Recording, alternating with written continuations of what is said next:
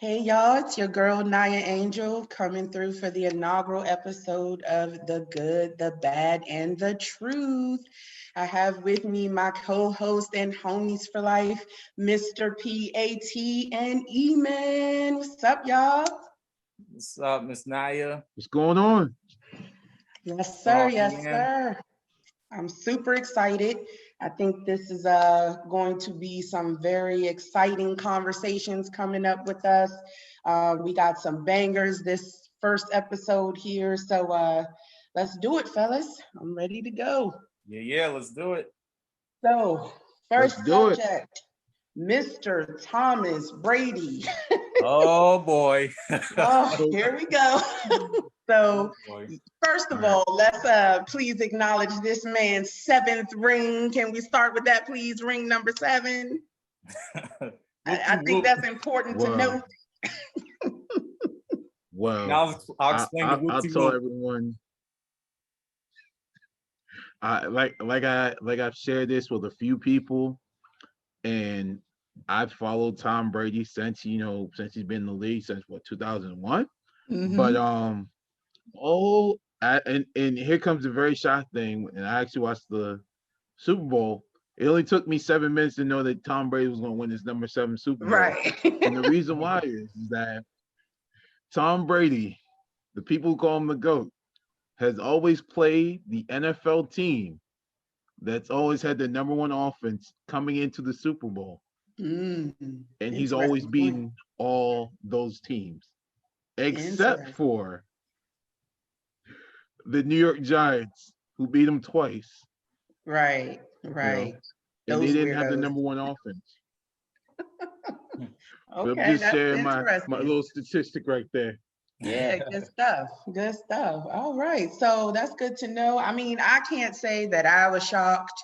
Like I said, prior to the actual Super Bowl, I felt it was just a little too soon for people to try to throw Mr. Mahomes into the GOAT conversation, especially for between Tom Brady and Michael Jordan. I was like, what? It's too soon. But at the same time, I think it was a great game. I expected for the Buccaneers to win. I didn't expect for them to, hand them that butt whooping, but entertaining nonetheless. All right, gentlemen. So the question of the day on Mr. Brady is, what are your thoughts about him supporting Trump? I'm going to go ahead and throw that to Mr. PAT to start us off. Thanks, sir. All right. Well, if you all had noticed, I said whoop-de-whoop earlier when y'all brought up Tom Brady, because well, for those out there who don't know or who are not familiar with me, I'm not a football fan. I'm not big into football, so I'm definitely going to be the most uninformed on this, on that particular topic. I don't Yes, know. sir. I don't follow like stats or anything like that. Mm-hmm. If anybody needs stats, they're gonna have to go to you and E-Man for that. Right. We got you, sir. But We but got you. I think what I will do and what I can do is provide perspective in regards to like the more political aspect, like the stuff I guess more outside of the range of just Sure. football and playing. Mm-hmm. Now in terms of Tom Brady, he said his support for Trump. Um, well, first of all, when I hear about Tom Brady, it's just kind of like I know about his accolades, Mm-hmm. and I'm like, okay. As an outsider, I'm like, why the fuck do I keep hearing about this dude? Right. But like I get it. I get he has fans and people build him up, but people talk about him like he's a god and all this stuff, and I'm just kind of like, okay, whatever. Mm-hmm. But as far as like his support for Trump, I'm not really surprised. Mm-hmm. Um, that I look at the NFL as they're like the right wing of Right. sports organizations, while Mm-hmm. like the NBA is like the left wing. It's a good Um, perspective. so when you hear some of these guys coming out and saying certain things, or like they, say they support somebody like Trump, it's not a shocker to me, really. It's just like, okay, well, this white dude over here is supporting Trump. Surprise, surprise. Right. Not that all white men's gonna support him, but yeah, some of them I'm just like, yeah, that's no shocker to me. And it is what it is. We know Trump, we know what type of person he is. But yeah, when you hear about certain people supporting him, it just makes you think, damn, this person's views are aligned with Trump, who we all know is a racist. Right. And somebody who supports Trump, you sometimes you just gotta look at that person like, you look at them a little funny, like, hold up, we know this person's a racist and XYZ, but you still choose to support him for whatever reason. And I mean, there could be other things outside of, his persona, which I can objectively, see that, I get that, there might be certain policies and certain things that he's behind that maybe other people are behind. But sure, just as a person, just, at the end of the day, we're gonna look at people funny when they support, whether it be Trump or Biden or whoever's whoever's leading the country at the time. We're always gonna look at people a certain way, especially if that person, that leader of the country, or that person running for the presidency is counter to what or who we are as a person. Absolutely. Yeah, no, some very interesting points there. I think one of the most interesting things that you mentioned was, the perspective of the right wing being the NFL and the NBA being the left wing. I feel like there's been this, synonymous association to left and right with the NFL and the NBA because of the actions of the players, right?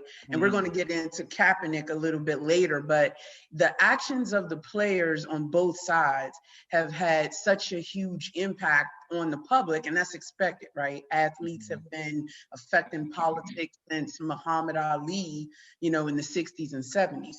Right.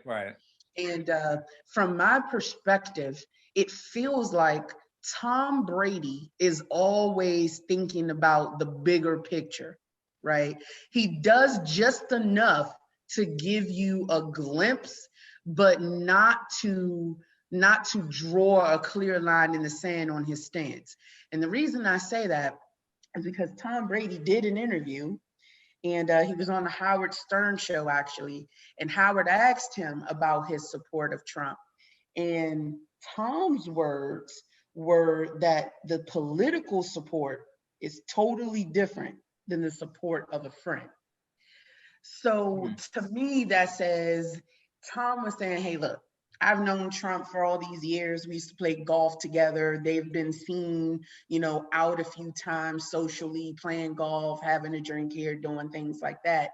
And, this is a friend. This is someone who was in my life before he was in politics. And at the same time, you can support a friend without necessarily agreeing with their stance.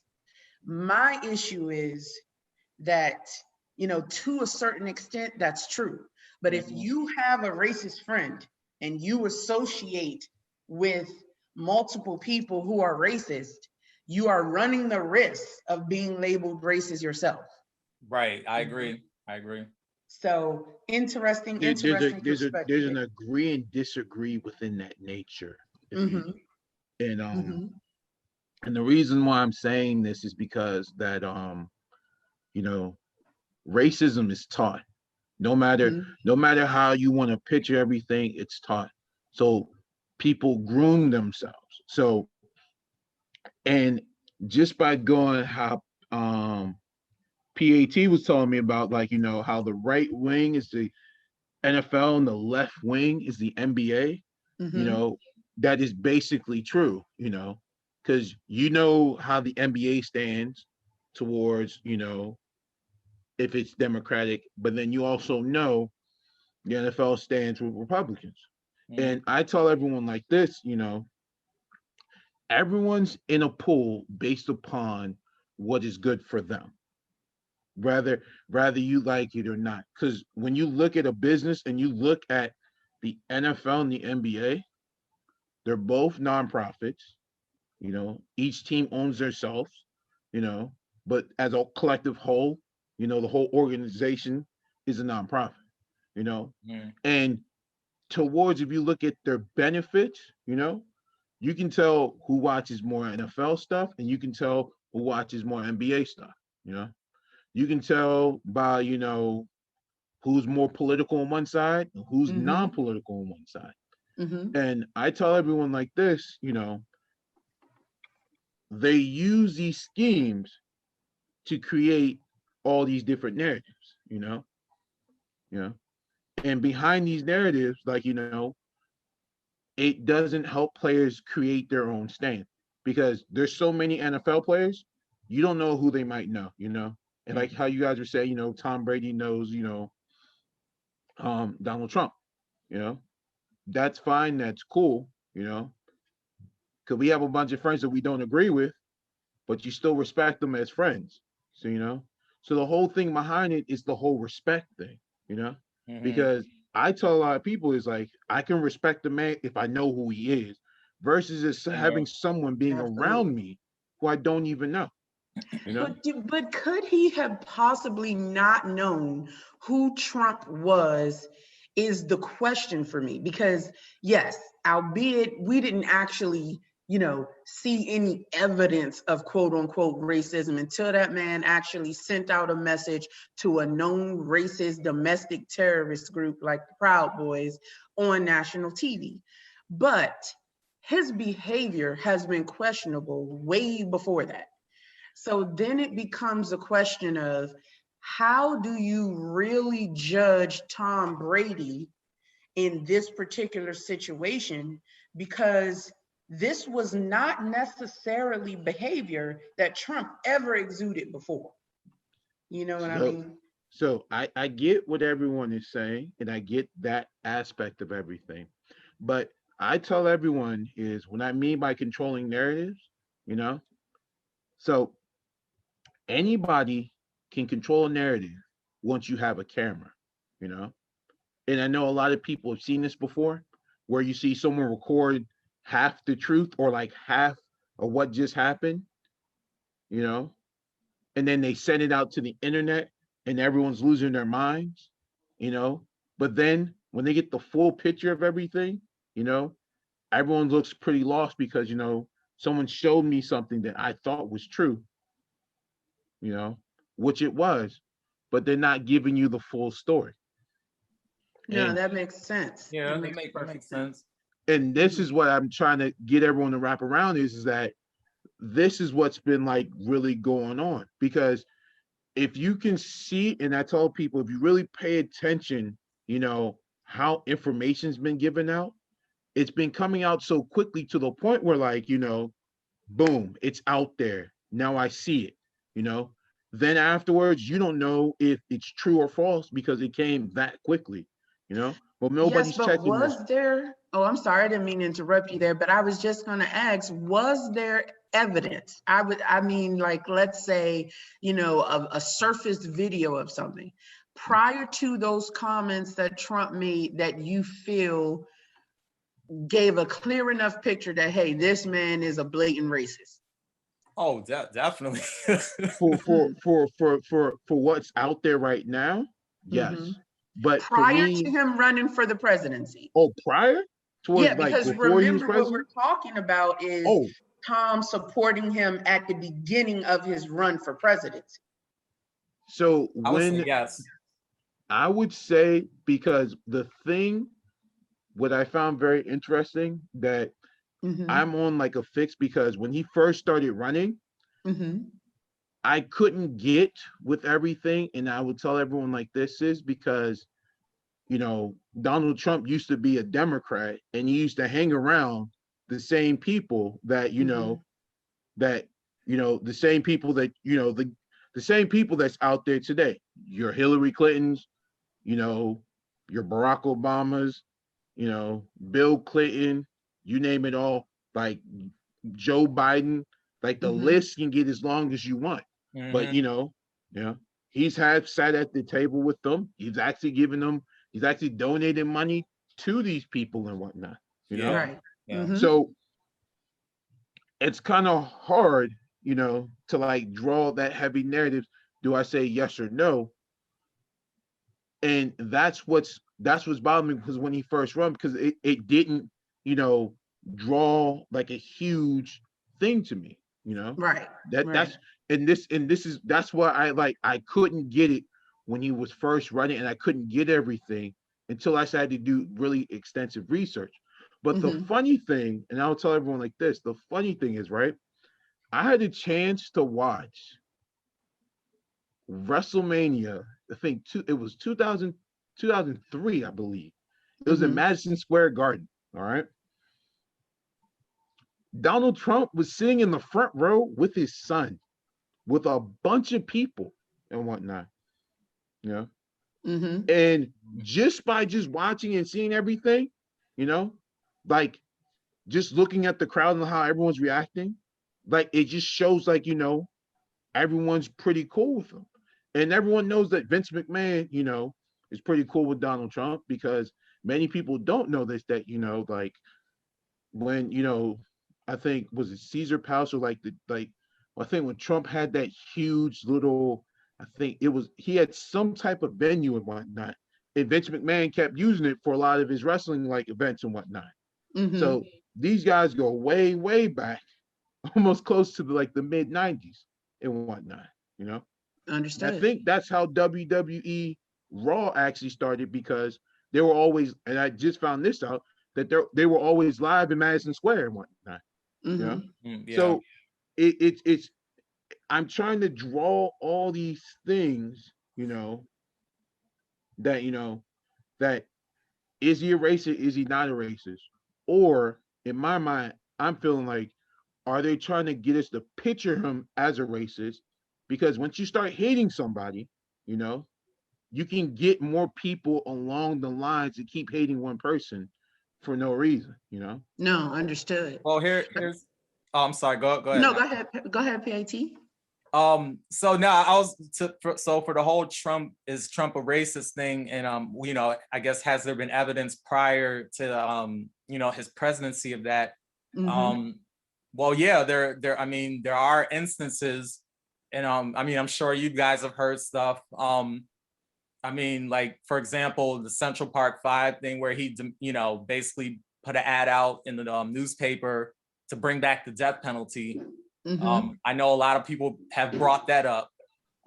That, you know, because of course the Central Park 5 thing happened back in '89.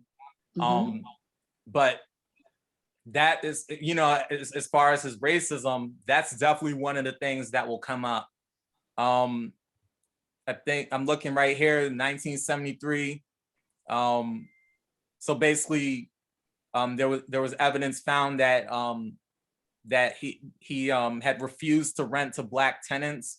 Turn your notification downs. Right, and it basically says that he lied to Black applicants about whether apartments were available. Now, the thing is, what some people say to that, you know, what they say to that is, oh, that wasn't actually Donald Trump. That was, you know, his father.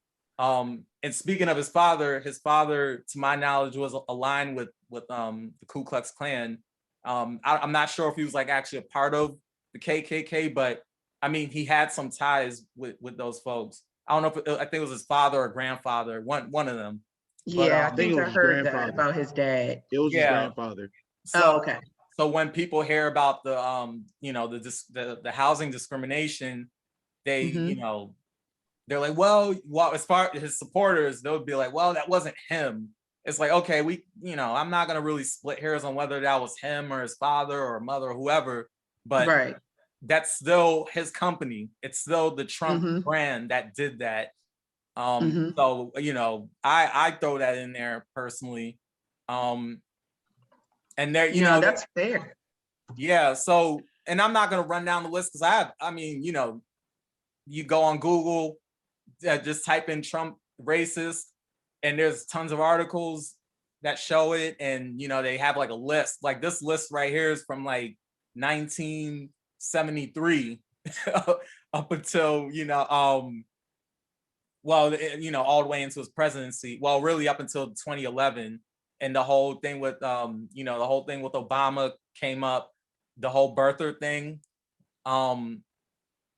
So yeah, I mean, when he was questioning his,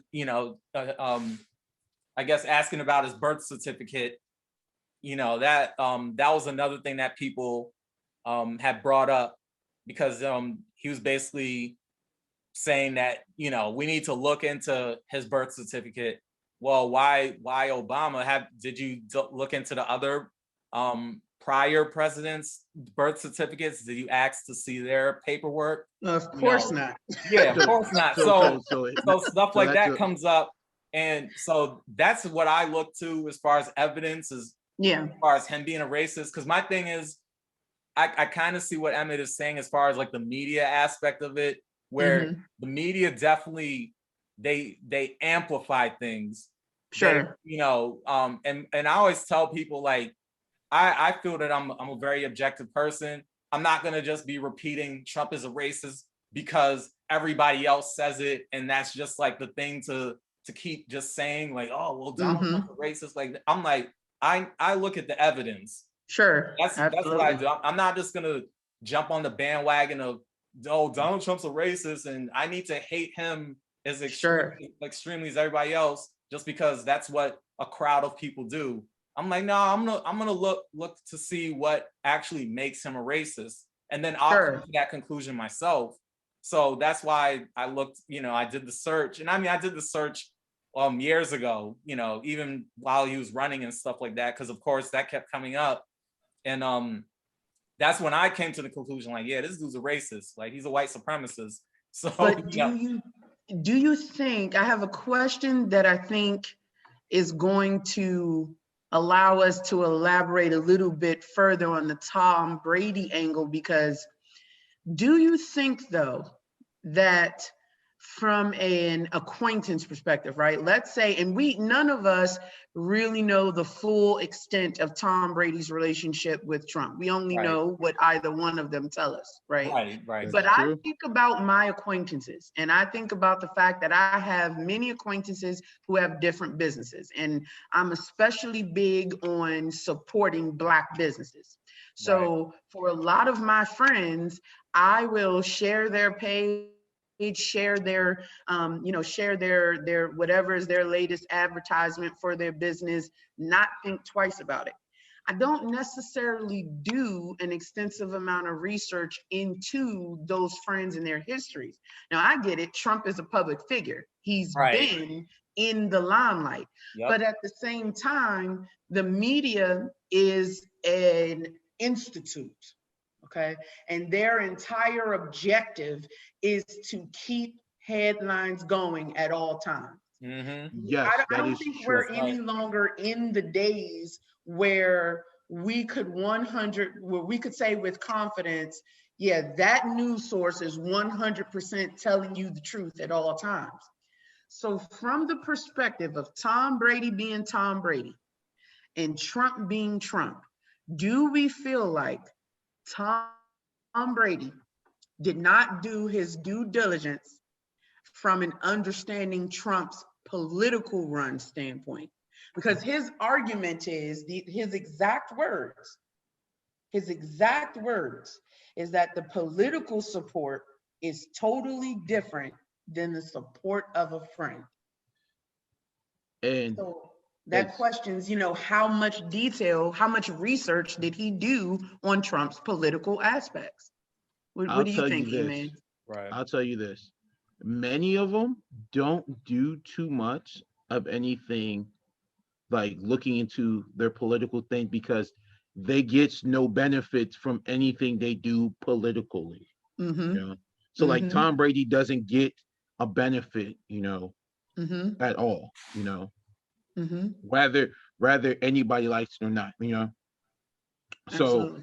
So that's why he will say what he says, because the political thing means nothing to him, It means nothing at all, you know? And that's why he will support him as a friend, you know? That's Gotcha. the whole thing. Now the next concept behind this is when you look at the media, you know, and the media is an acronym which stands for mobile electronic devices interactive agents.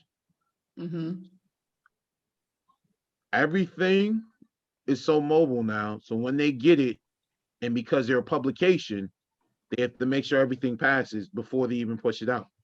So that's why, you know, how everything circumvents towards is like, you know, the news. So, but the thing that's very interesting is the news or the media per se has not even moved that interview that Tom Brady did with, you know, with like Howard Stern, because everyone knows who Howard Stern is, you know, Right. and everyone knows, you know, how raunchy his stuff is. But it's very interesting for Tom Brady to do an interview with him. The NFL didn't talk about it, you know, you know, no news talked about it, you know, no one pushed anything that big, you know, because then it's concluding to me that, you know, that Tom Brady has a lot of say and power what he does in the NFL. That's why There nobody were a would care. few agencies that talked about not agencies, shows. I think that topic did definitely come up on First Take and Undisputed, the topic of Tom Brady supporting Donald Trump. And I think that probably was a driver for him to do the Howard Stern interview to clear up some of the misconceptions. Because, you know, again, one thing we know about Tom Brady is that, you know, he wants to make sure that at the end of the day, for the subjects that are important to his teammates, you know, that he draws a clear line in the sand.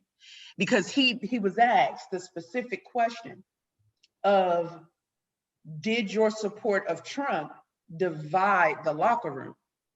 And his response was, no, never.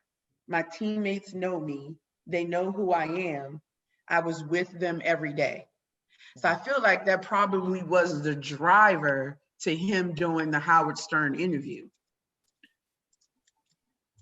You In know a what I way that mean? makes sense. It makes sense. It does make sense. But in I'll tell everyone, I stopped watching Undisputed in First Take because in my eyes, I felt they were too political, you know. What I mean by that is, you know, that they do have the information, but they do take it to a level where it's more comical, creating more drama, but never answering that. Never, it's not about answering the question, it's about never giving an answer, you know? Interesting. And interesting point. yeah, you know, and I tell everyone, like, I used to watch, like, I used to be, you know, watching USP, like ESPN, like, what I mean daily, like daily, you know, always had it on. I always watched it, you know, because, you know, I was that so driven, and, you know, in my profession is around sports, you know, so I definitely watched a lot. But when I started analyzing what most of them were doing, now it became a conclusion because when they started switching to different topics, I saw how everything kind of switched from one angle to a different angle, from one angle to a different angle. So then it was telling me that, you know, it seems like certain topics matters, others didn't. And Sure. now I'm sitting here like, oh wow. Now I'm kind of getting it that, it seems like, if First Take Undisputed talks about Tom Brady, they'll say what they say, but he definitely gets a pass and whatnot.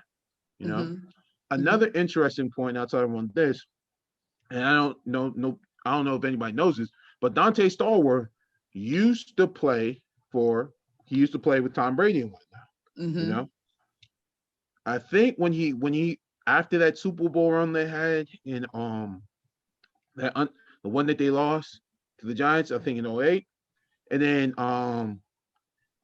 Dante Stallworth signed a contract. I think it was with the Miami Dolphins or with the Browns, but he got into a car accident and whatnot.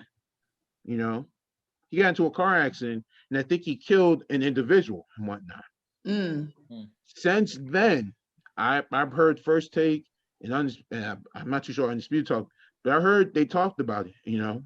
And basically they really ran down Dante Stallworth.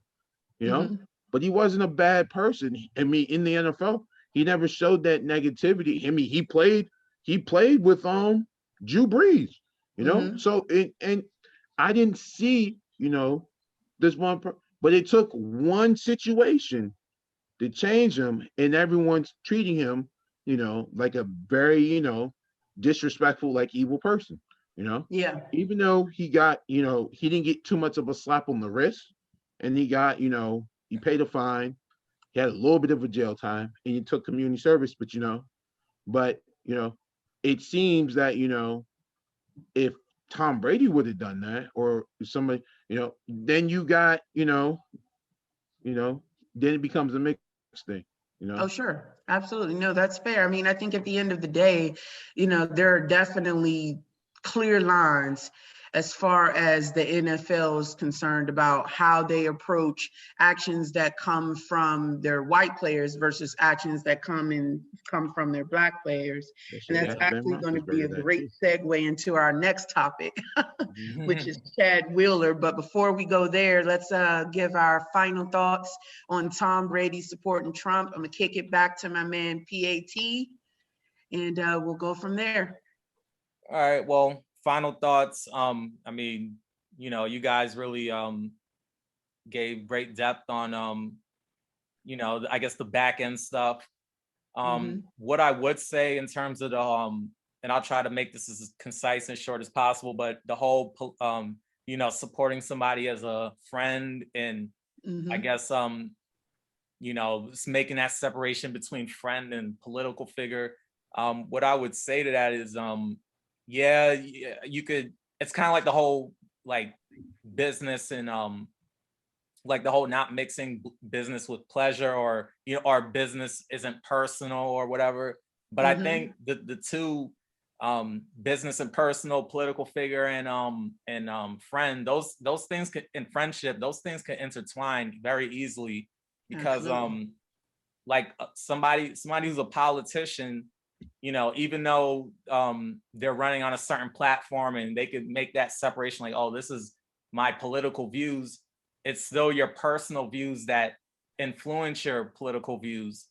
So Mm-hmm. on a person, your political stance on stuff still comes from a personal, it's coming from a personal trajectory.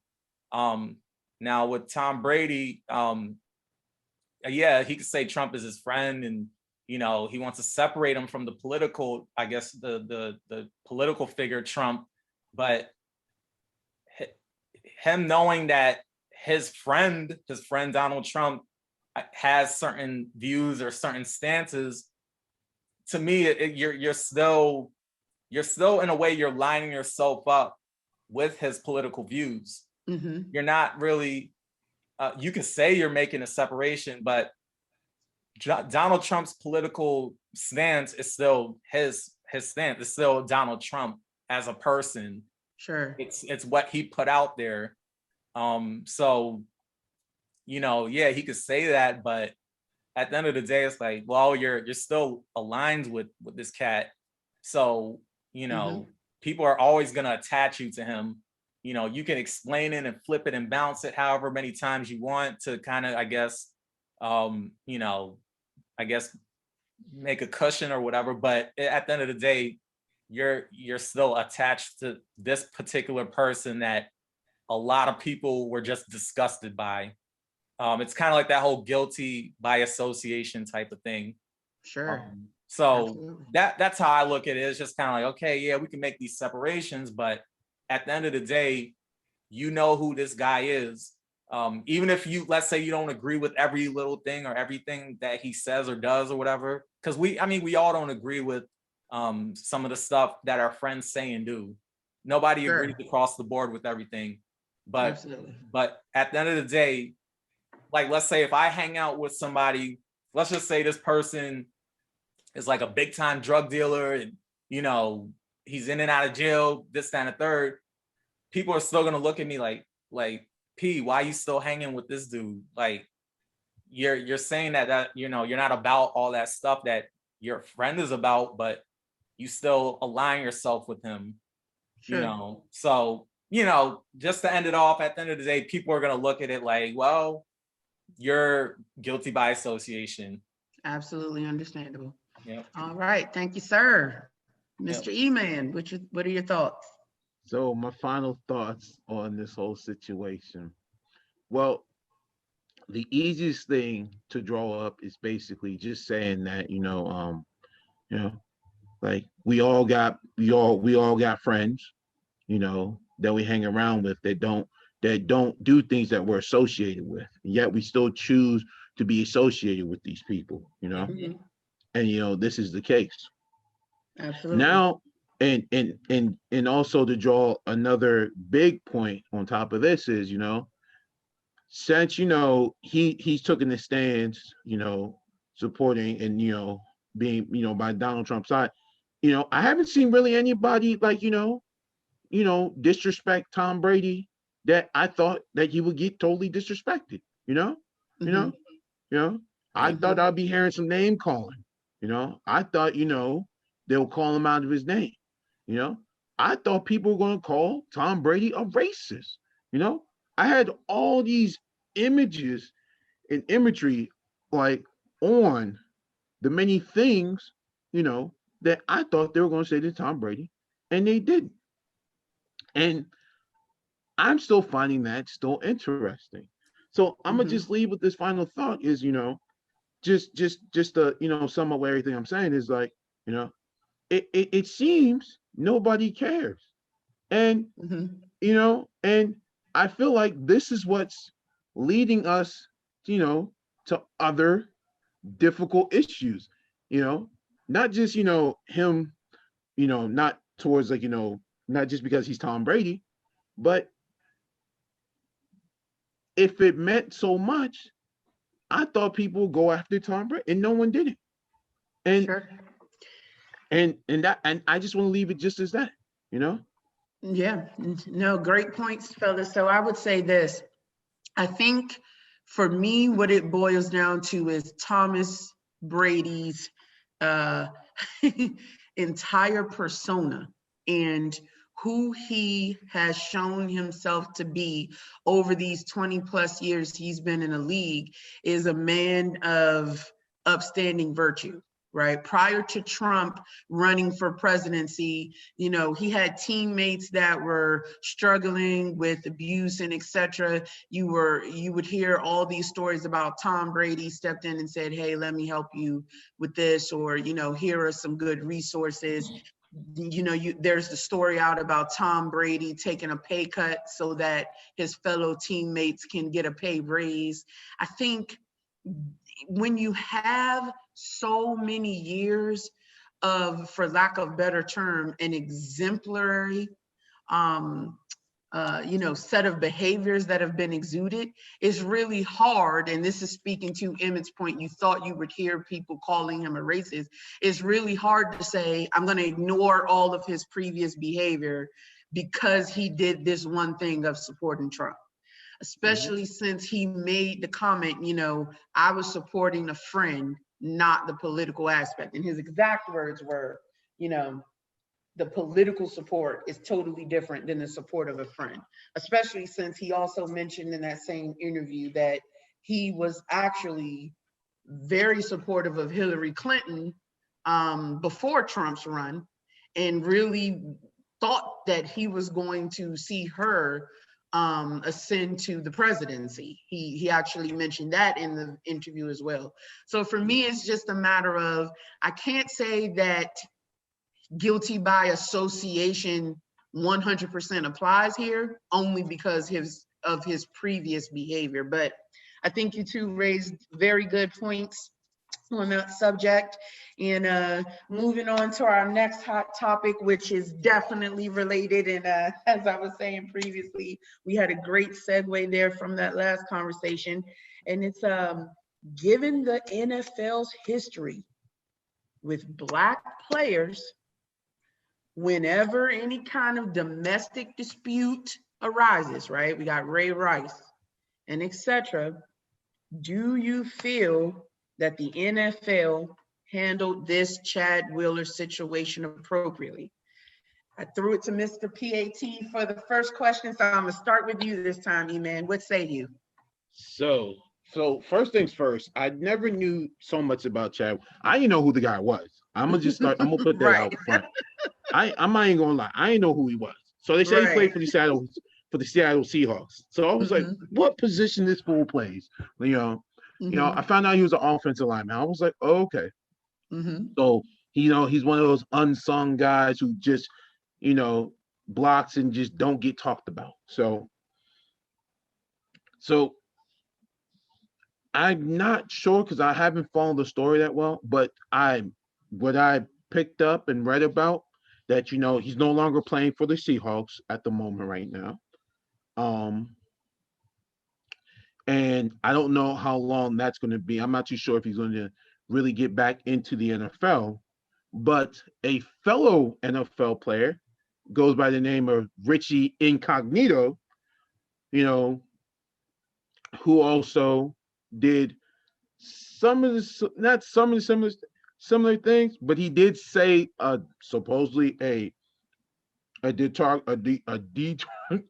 he said a slur that he's not supposed to say to a Black player. And there was some type of it got a little heated, and it got a little rough, and it cost him his job. But somehow, some way, Richie Incognito got back into the NFL. So when I'm looking at this Chad Wheeler situation, it looks like somehow, some way, he's going to get back into the NFL. They did it with Ben Roethlisberger also too. His gesture was more of a sexual harassment one,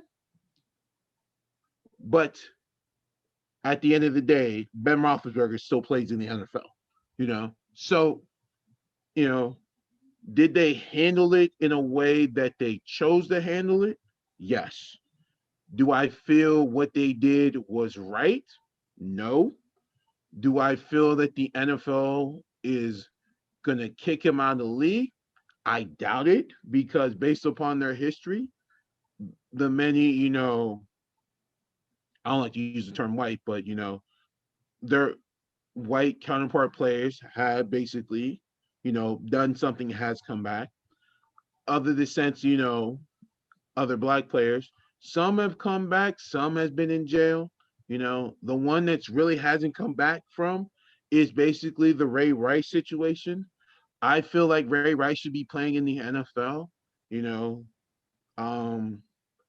They let Michael Vick come back, and he didn't harm, a human being, even though he harmed an animal, and he had to go through the proper steps, to get the respect. But in my eyes, Michael Vick didn't harm any animals. It was basically based upon the stories I read about that situation. He was overseeing it. Yeah, they said he was overseeing. But me going off topic, but I'm just saying there's just been, the history that's out there that's given to us, and you see the same patterns going over and over again. I feel bad that another woman had to get abused by another man, but it's hard to know other people's situations when you don't really know what actually is going on. So I don't know what took them to that level. I can't speak on that, but there's always that gray line and whatnot. So they're claiming mental illness. They're claiming that, and this is I'll get into this a little later when it's my turn, but they're claiming mental illness drove them to that. It's funny you say that, because they did the same thing with Brandon Marshall when he hit his wife, I supposedly. They said that he had a split personality, and supposedly he went through the proper steps. He didn't lose his NFL job. he actually got a chance to be in the NFL. Not as long, but he played a good 15 seasons in the NFL, which I found that was pretty shocking. He played with one of my favorite teams, but it was really interesting that when you scream mental illness, when those who don't are not mental ill, but everyone wants to use that term very loosely, and I feel that is where, and I wouldn't say it's hard to say this word, but it seems like this is the coping word, or the word that they have to use to draw another narrative to keep you know that player that could be valuable to that franchise, or that player to make sure that his life's not in danger per se. Sure, understood. Okay, definitely fair point. Mr. PAT, what say you? So just to make sure I got the question right. So it's about I guess is the NFL approaching the Chad Wheeler situation differently, appropriately, based on his race, as opposed to I guess another player that's black, or is just, or you're just asking, are they approaching it appropriately? Well, so given the NFL's previous, their prior history with Black players, right? Okay, when the Ray Rice incident occurred, right, and etc., and how they reacted to that, do you feel that their response to this Chad Wheeler situation was appropriate? Considering a lot of folks felt like it took a while for the NFL to react, right? Yeah. So what are your thoughts on the way they handled it?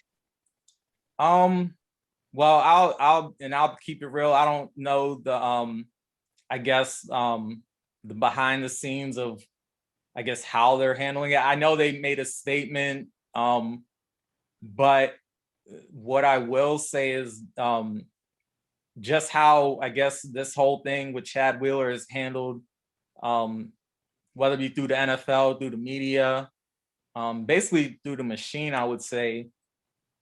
I think it is different. They're handling it a little bit different from the Ray Rice situation, and I'm just using that as an example, because I mean that was abuse also, where abusing a woman.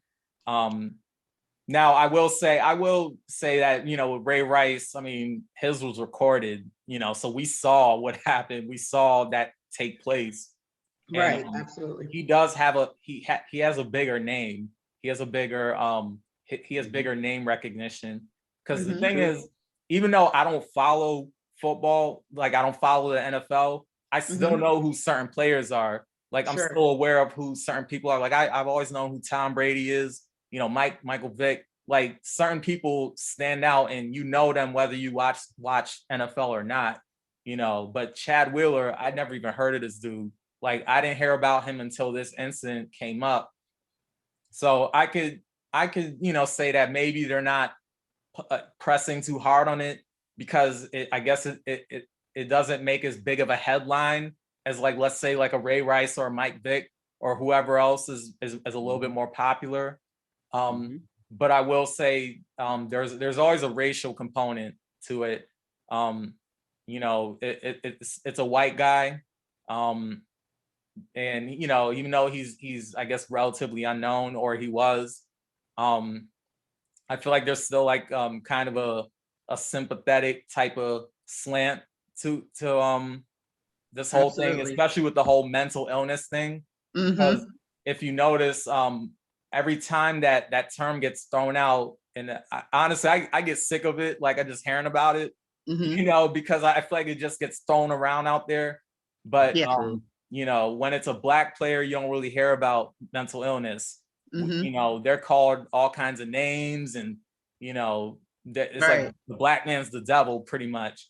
But let it be a white person that does it, a white man that does it, he had mental illness, and it's like they'll acknowledge what he did, but they're still going to throw that mental illness thing in there just to kind of, I guess, soften it up a little bit. Say, well, he had these kind of issues growing up, and he didn't take his meds, and it's like they try to they create a different narrative, basically. The white person, the white player will always, it seems like they just get a different narrative.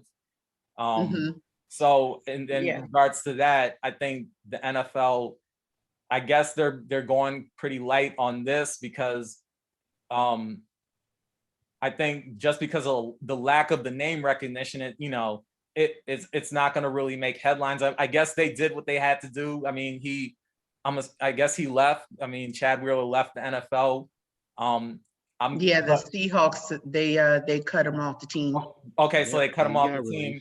So I mean, yeah, they did that, and that's fine. But what I'm gonna look at is how they bring him back in, because I feel like, honestly, something like that, something like what he did, really a player should be banned for life. And it's not even about race in that regard. It could be a black person, white person, Latino, Asian, no matter. Once you do that to a woman, you just need to be banned, because that's pretty much what he did, was like, that's attempted murder, Right. So, well, he's technically, the charges that were brought against him are arrested on suspicion of felony domestic violence. And, I think. Repeat that again? Yes. Repeat that again. He was arrested on suspicion. Keyword there, suspicion of felony domestic violence. The keyword is suspicion right there. Exactly right. Arrested on suspicion of domestic violence. And Pat, if you're done, you raised some very good points. And I want to start off before I give my view on this by saying I 100% support folks who are going through anything in life and are suffering from mental illness, where they feel that they need to, seek help, or it's nothing to be ashamed of. As human beings, especially in Black culture, there is this stigma of, especially for Black men at that I can't profess that I have a mental illness, or I can't speak out about it because I'm weak if I do that. Something we got to fix in our culture. But I digress. With that being said, I think in this particular case, it was very interesting how quickly that mental illness that he has been suffering from was added to this story. You heard the day the story launched, it's, Chad Wheeler being accused of domestic violence. That was the first headline that I heard, right? It was maybe not even 24 hours later, Chad Wheeler, suffering from mental illness, accused of abusing his live-in girlfriend. It felt to me like there wasn't even any significant amount of investigation that was done before the mental illness label was added to the story. And I can't help but suspect I know why, gentlemen. Sorry to cut you off, man. But I can't take it seriously when first, they say this, then we got another article stating of he's being charged of suspicion. Yeah, I don't like that suspicion word. Exactly, that's what I highlighted. They use to throw people off. If you would go find the etymology of suspicion, which I'm going to do after, Miss Nia Angel finished, her thought, but just that word alone just proves that he didn't do it. Just that word alone, just by what the art of just the word suspicion. And I'm still laughing about it because the word suspicion is in there. How you say 24 hours, he abused a woman. A few hours later, mental illness. A few days later, now it's a suspicion now. So now we just thought he did this, So right. Right. And to really to quickly add on to that, you know, just like you said, the key words. And when I read these articles, when I read headlines, I always look at the words they use. And my thing is, if I'm telling you right now, you know, of course I can't, you know, unequivocally, you know, I can't like, you know, say, oh, well, I know this for a fact, but I'm telling you right now, I know that if that was a black player in that position, there would be no suspicion. There would be no accused. You know, it would be he abused his girlfriend or his wife, flat Right, out. absolutely. Like, you know, the fact that they even threw in suspicion, it's leaving that it's like kind of giving the benefit of the doubt. Like, did this really happen? But the thing is, his girl, like, if you seen the picture of her on social media, it's like, come on, man, like, let's be real here. Like you know, I don't think she would just make that up. You know, I don't, you know. Yeah, for me, it's a matter of, look, this approach for this individual was way different than previous approaches for other athletes, right? And like I said, what I alluded to earlier was, I think I know why. I know why. We're talking about a white NFL player. Okay, he is less than 24 hours after being accused. He is now this terribly disturbed, mental ill person who they are suspicious of committing an act of domestic violence. I mean, it's bullshit. Yeah. That it's just that simple. Yeah, if this were a black, I don't recall the terminology suspicion being used in the Ray Rice case at any point of it, certainly not 24 hours after the accusation occurred. You know, there's absolutely no reason, in my opinion, and this is my stance on the question of, given the NFL's history with black players, did they handle this Chad Wheeler situation appropriately? Absolutely. And I know that's shocking, but I'm gonna tell you why. They handled it appropriately as far as taking the time to review and investigate the evidence, which they did not do with the Ray Rice situation. Ray Rice was shunned the moment that announcement was made by the media, the moment that story broke. Right? The NFL didn't take the appropriate time to investigate and review it. And although there was a video, the video was not immediately released because it was considered evidence in that case. They should have taken the time to appropriately get all the facts and etc., but they didn't. And they didn't because we were talking about a black athlete with a big name who was making a splash for something negative against the league. A white athlete with no name, like you all said, we didn't know who Chad Wheeler was before this situation. And E-Man and I are you know, fairly into sports. This is clear to me. They said, okay, I don't think there's a dispute that he actually physically put his hand on this woman, but how do we control this? How do we control the perspective that the world is going to get, especially since this is a white athlete? Yep. Let's throw in mental illness. Let's throw in suspicions, bada bing, bada boom. Anyone who questions it, you know, when you're talking about someone with a mental illness, now you're a horrible person. Right. Yeah, I agree. It all boils down to, you know, it's about protecting whiteness. And this goes further than sports, and it's just on a societal level, you know, because we hear the mental illness thing even outside of incidents that happen within the sports arena. And, you know, it's about protecting the image of whiteness. Even when they do something, you know, when they do something crazy, something heinous, yeah, they're gonna you know, speak on what happened.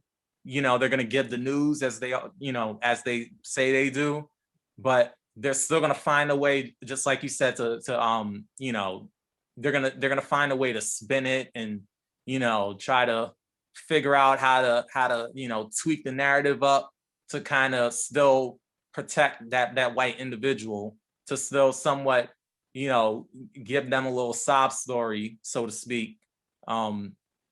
Because like I said before, if it was a black man, typically black men don't get that. It's we did it. Like, we are guilty before proven innocent. On the flip side, a white person does it, a white man does it, white woman, whoever, they're innocent until proven guilty. So it's always that switch that goes on. So that's how I see it. That's a very interesting perspective right there, PAT. Because and the reason why I'm saying this is because I've been trying to really study like law, and what I mean by studying law, I like the system that we're in, like the system that we're all part of, has rules, regulations, and laws, Correct. And these laws are basically bills, that they create and everything. So they basically tell us you can't do this because it is the law. And then your police officer is basically the enforcer of the law. As you see, many police officers, not all, but they enforce the law that's not even the law, Mm-hmm. So it even goes back to the sense of like, if we don't know law, because remember, this is a corporation, whether anybody hates it or not, they created this for their survival. All right. Because if they didn't create this, where did it come from? And that's why when you look at the NFL, we can say all this, that, and the third, but in a shadow of a doubt that, a lot of NFL owners, based upon stories, articles, interviews, it even goes to the NBA too, that a lot of them are biased and very discriminating, I can't speak Totally on agree.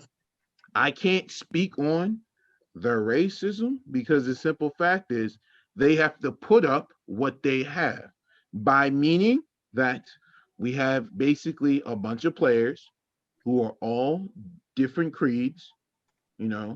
I have to put up with them because this is how my money is being cut and whatnot, whether they like it or not. That's how their money is cut. You can't change anyone's perspective unless they choose to change it. It goes back even the sense of like that chick and the whole Donald Sterling thing and whatnot. It's almost like we had basically different situations, but we come back to the same thing, Mm-hmm. and now coming back to all this, we talking about a guy who's not even a skill player, you know.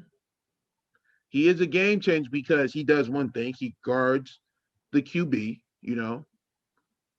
but that's basically like he doesn't get huge accolades for the things that he does at his position, but it's extremely, extremely crazy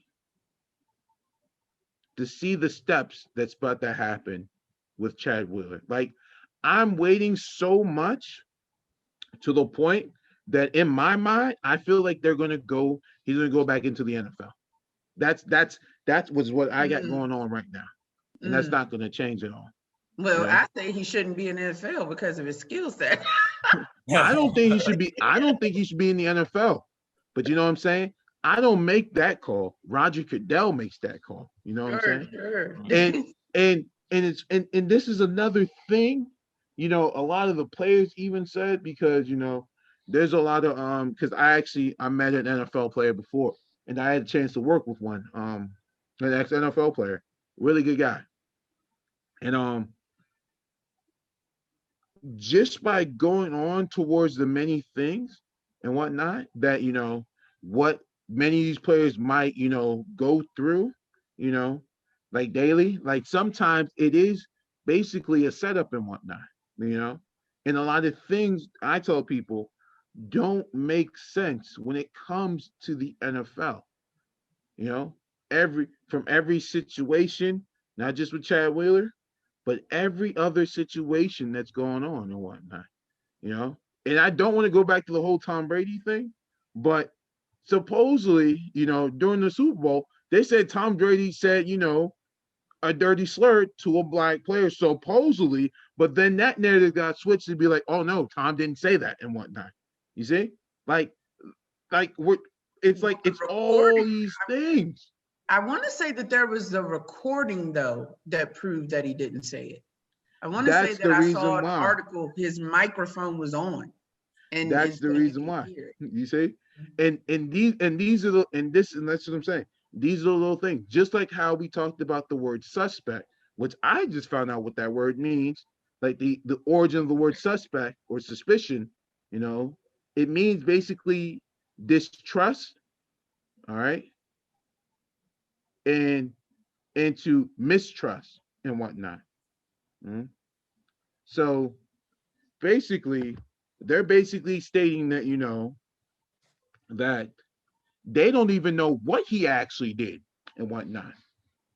So they don't even know if We're talking about Chad now. Yeah, we're talking about Chad. Mm-hmm. I apologize. No, you're fine. Just making sure, you know, we're clear. Mm-hmm.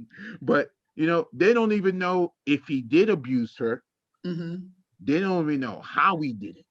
Mm-hmm. They don't even know what he actually used or like there's nothing in these stories that anybody's even sharing or at least grabbing towards what's even on paper. Like they don't even know how he did it, you know.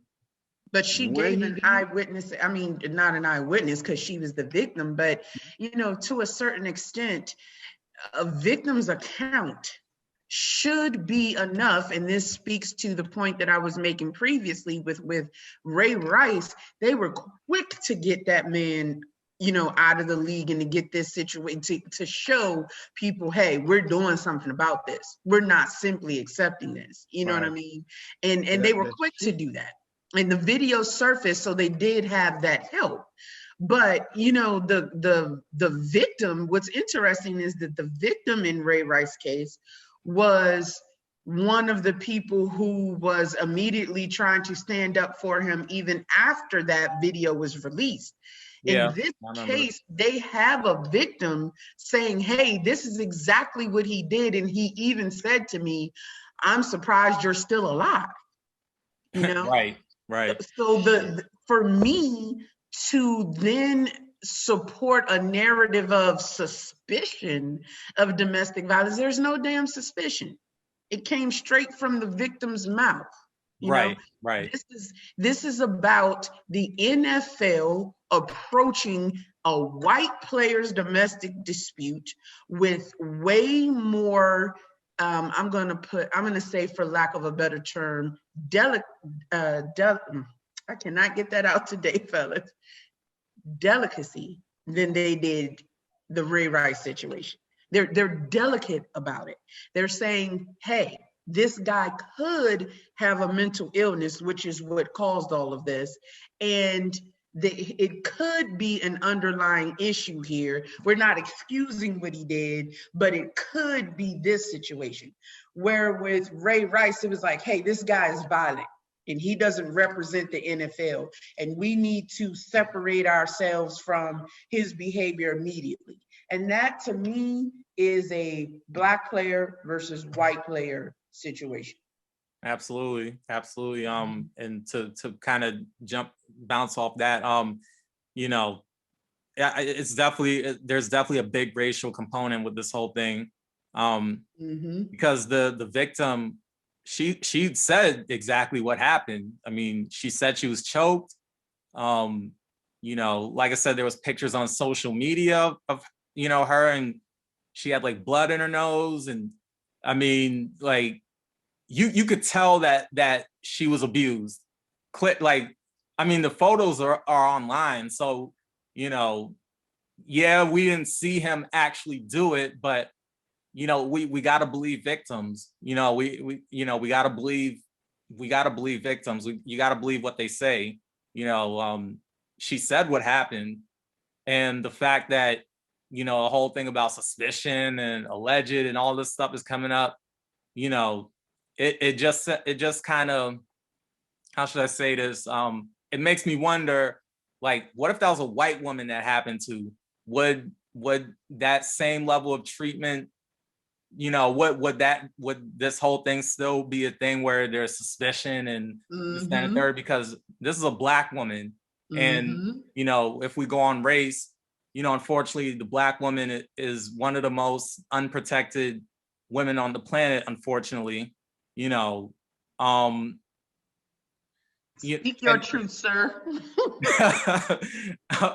Yeah, the Black woman, and as Malcolm X said, she's the most disrespected woman on the planet. Maybe that's what I meant more so to say, but either way, as in terms of, I guess, how people value women, it just seems like Black women are at the bottom of the totem pole, unfortunately. So it just makes me think, okay, what if this was a white woman that happened to? Would it be the same type, whole alleged and suspicion and all this other stuff coming up? I feel like it would be more like, yeah, that those words probably wouldn't even have came into play, really. They would have flipped the narrative in a different way. But it's a white man on a Black woman. So, absolutely, it just makes me think about all that. Yeah, no, I think those are great points, Pat. You're spot on as far as I'm concerned, because, at the end of the day, like you said, and obviously this is coming from a very real and a perspective that for me, I feel like I've been articulating and trying to bring attention to for the last couple of years specifically, is that not only does it feel like as a Black woman that we are unprotected, but as you mentioned, Pat, we are disrespected. We are unprotected and we are disrespected. Just having the common decency to say, let's take this woman who is presenting us with photos of her beat up face. Let's take this woman's word for it when she says this man abused her and said to her, you're still alive. And I find it very, very difficult to believe that there would ever have been a word like suspicion of domestic violence used had the victim be white. Yeah. It would just be charged with domestic violence. Absolutely. And it's sad. It's sad, but at the end of the day, I feel like, what do we do from here? We're constantly having conversations as a culture, Black people, at least the ones that I'm around, the people that I know. We're constantly having the conversations, look how they're treating us. What are we going to do about this? But conversations can only get you but so far. The action has to make an impact. Absolutely. It's got to get into action. And honestly, real quick, it starts with us as Black people. When it comes to Black women need to be protected, flat out. And Black men need to be the protectors. We need to protect Black women, physically, in terms of the image, Black women need to be protected, because the thing is, if we're not protecting Black women, then no other man is going to really take it upon themselves to want to protect, Black women, or even think it, they're not going to. Like, if they see that Black men, if they see that we're disrespecting Black women and we don't take them seriously, or we, devalue them and things of that nature, then they're gonna be like, well, why the fuck should we, place value on Black women if your own Black men aren't even doing it? So I agree with you 100%. It starts with action. Like we could talk about this all day, we can, but at the end of the day, it's going to start with us. And, Black men are going to have to step up. We're going to have to step up more. Cause I mean, there are Black men, myself included, we do what we can to protect Black women, especially, if certain situations arise or whatever the case may be. But it needs to be more of us. It needs to be Absolutely. it needs to be more Black men stepping up and saying, look, we're going to hold the line. Like, just like other races, other cultures, protect their women. We need to step up and say, we're protecting our women. And that, Sure. that's just what I'm going to say to that. Agreed.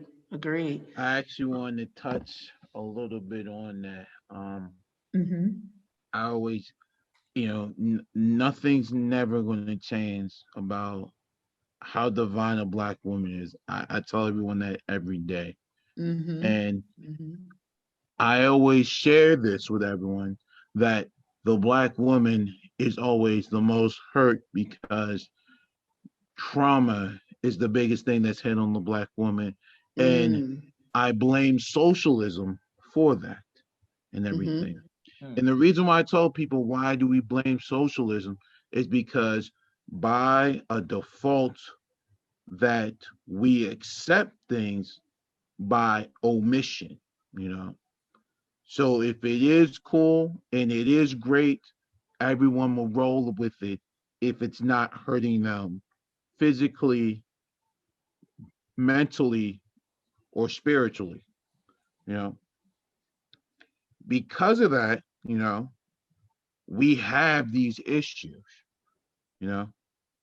And like I said, I don't disrespect anybody, who chooses to date outside their race. But I will let you know it's going to be very difficult if you make that decision. So did this Black woman made that decision?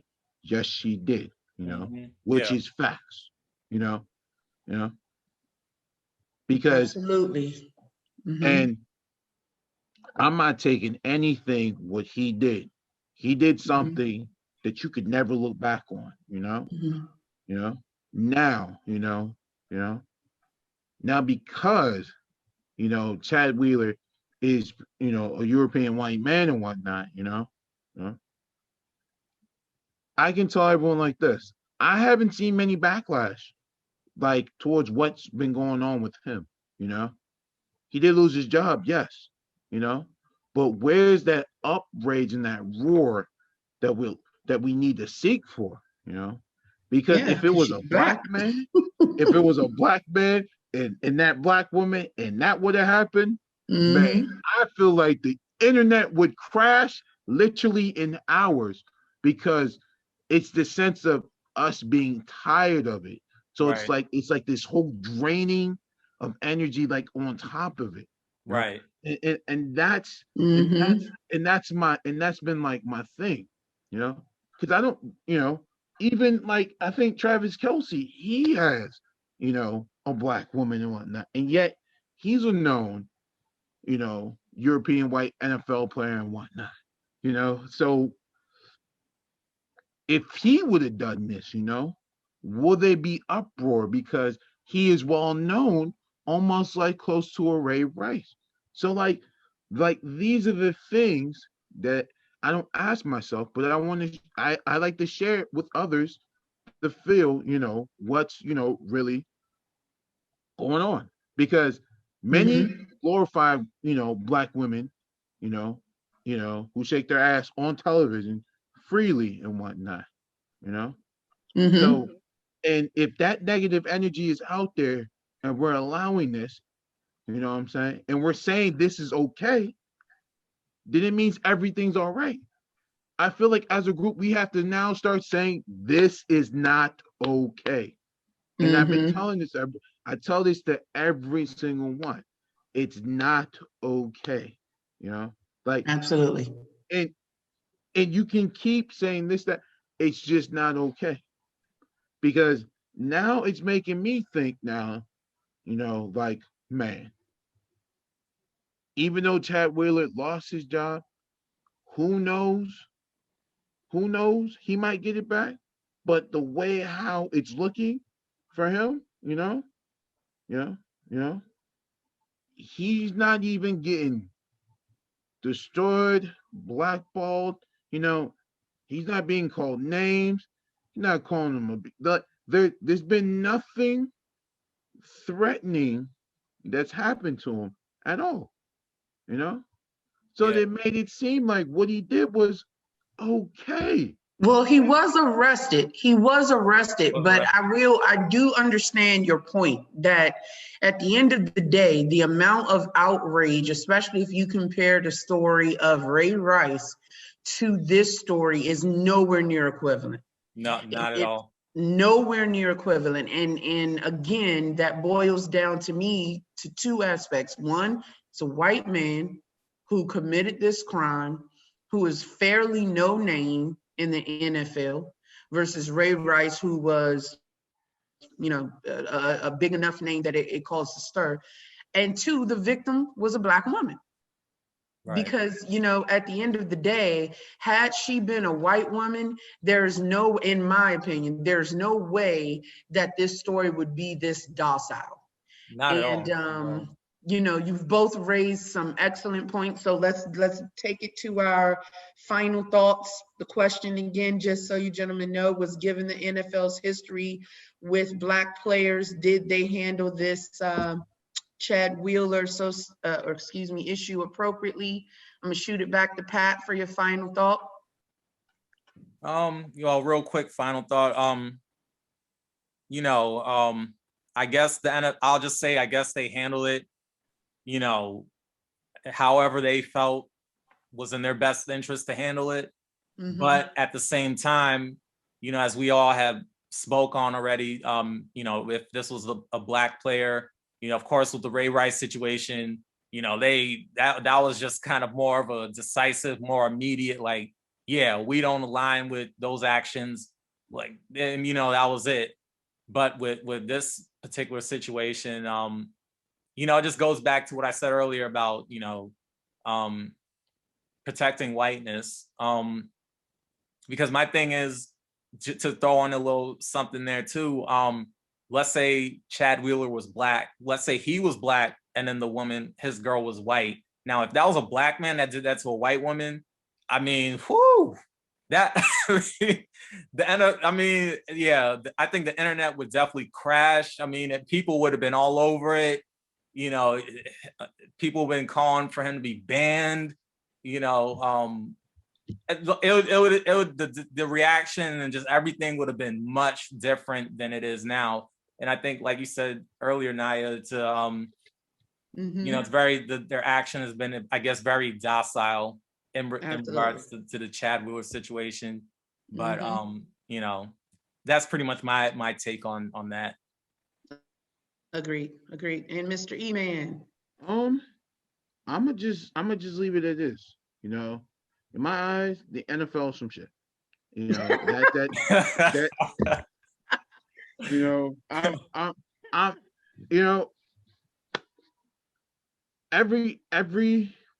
every situation, I can't even say if it, even with domestic violence and everything, it just keeps boiling down to the same shit every single time, and it just infuriates me. Like, I'm just sitting here like, yo, y'all doing this again? So, I'm not one of these people that cries over spoiled milk, because nothing's not spoiled. It's just the simple fact is, it's like, it's basically like, it's about, it's business as usual. Let's keep it moving, Absolutely. And that's just how I'm gonna leave it at. It's just business as usual for the NFL, and I'm gonna just leave it at that, Yeah, so very good points, gentlemen, and I totally agree with you both on some aspects of this. I think, the fact that she is a Black woman. And I think the fact that he is a white man, particularly a white NFL player, definitely played a part here. I'm not saying that the guy didn't have underlying mental issues. I don't know that to be true, or I don't know that to be a lie. But what I'm saying is, as far as the NFL's approach, I think they approached it honestly as I expected them to. That because of who was involved, that they took a more subtle approach. I think had this have been a Black athlete with a bigger name, that it wouldn't have taken that long for that team to release that player. And I think the most important aspect of all of this is what we were speaking on before, which is that, Black women need to be protected. And they need to be protected, as Pat said, starting and more so by our Black men more than anyone else. And I think that this young lady has had an obviously very traumatic experience. I wish her the best going forward, but I will say this to wrap up. I feel that there's a possibility that she may even return to him. And that's a completely different subject we'll get on in another session. But, at the end of the day, from the NFL's perspective, can't say that they handled it appropriately, but they did handle it how I thought they might. So great stuff, folks. And speaking of how the NFL handles these controversial situations, we have our man, Mr. Colin Kaepernick. So let me just tell you, I have to say, before we even get into our thoughts on his entire situation, and just so you both know, our official question is, should he have a job in the NFL right now? Should he still have a job? Let me say this before we even dive into that. What I've seen of Colin Kaepernick is impressive. And it's impressive because a lot of athletes have the forum to be vocal about these subjects, but they do the bare minimum. If nothing else, I feel like Colin has done more than the bare minimum. But with that, so our specific question, should he have a job in the NFL right now? I think I'm going to start with this one, and I'm going to say, skill-wise, I don't know. I am on the fence because I think prior to this incident, there was evidence of Colin's skill set deteriorating. Okay, these are my thoughts on just him being a QB. Now, granted, that was at a time where his overall team, the 49ers, had some major areas for improvement to work on.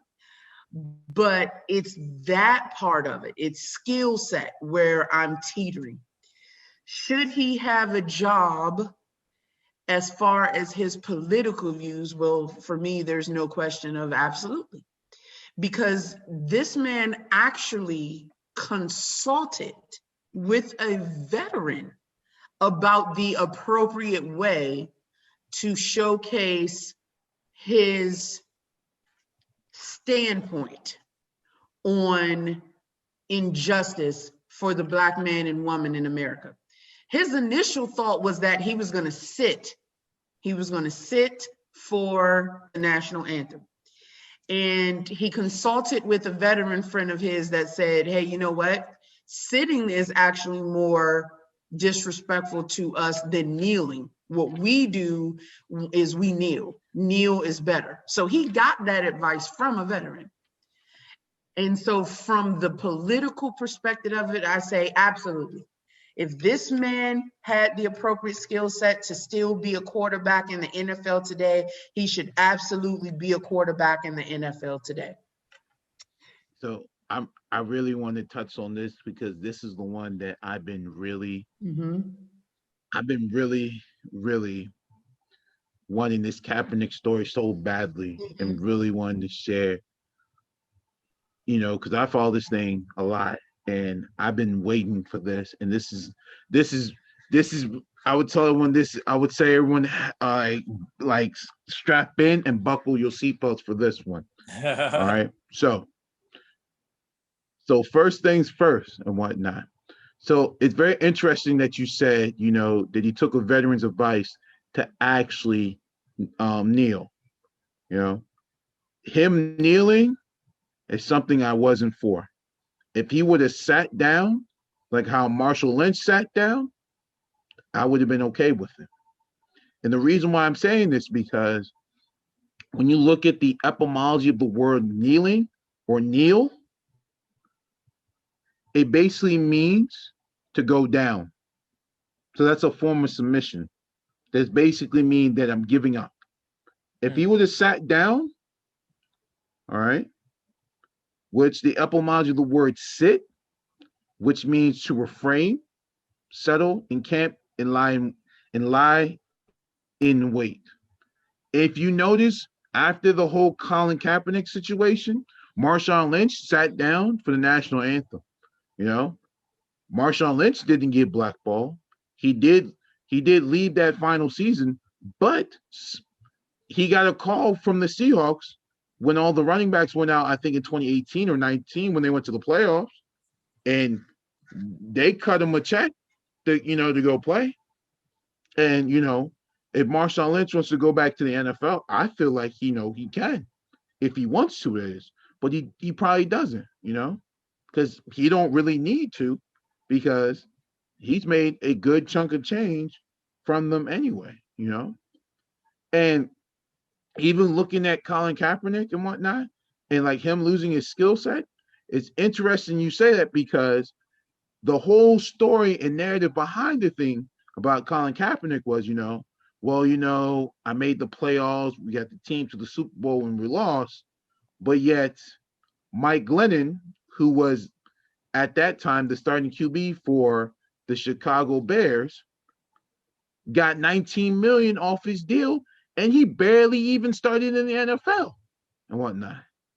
And yes, he's a white European also too, but he didn't even start that much in the NFL. He played mostly backup. I think he only started like when he played for Tampa Bay, but that was about it. But a guy who hasn't even been to the Super Bowl, hasn't even have a winning record. Colin Kaepernick had one and whatnot. Got paid $19 million to start. And that's what the NFL was pushing so much.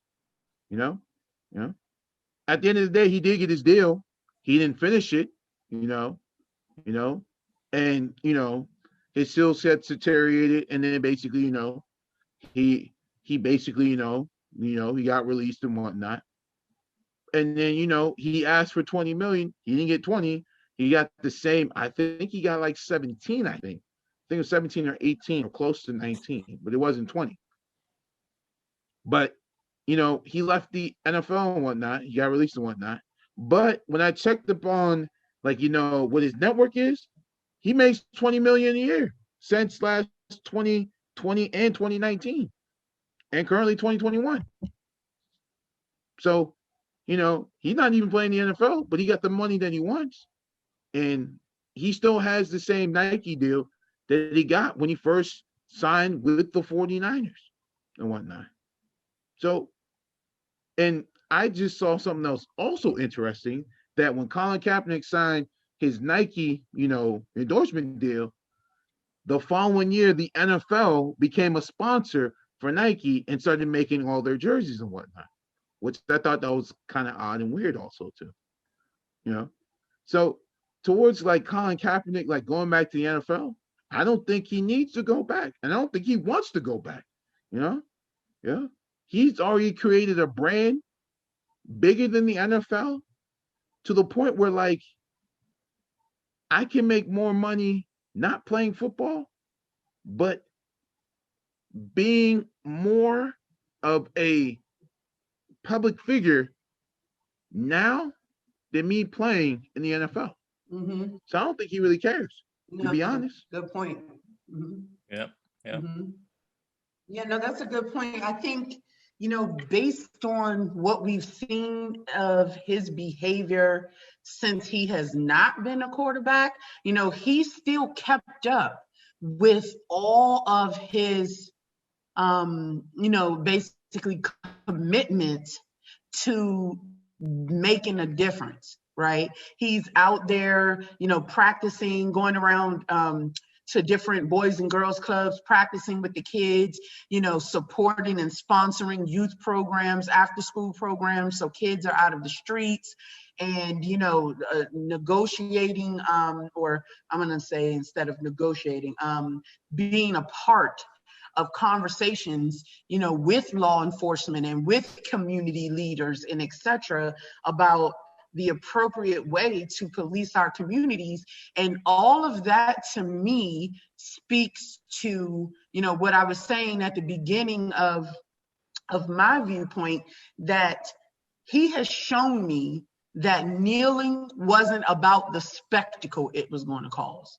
You know what I mean? This man had gotten to the point where he could no longer sit by and not use the forum that he had available to him to speak against all this injustice.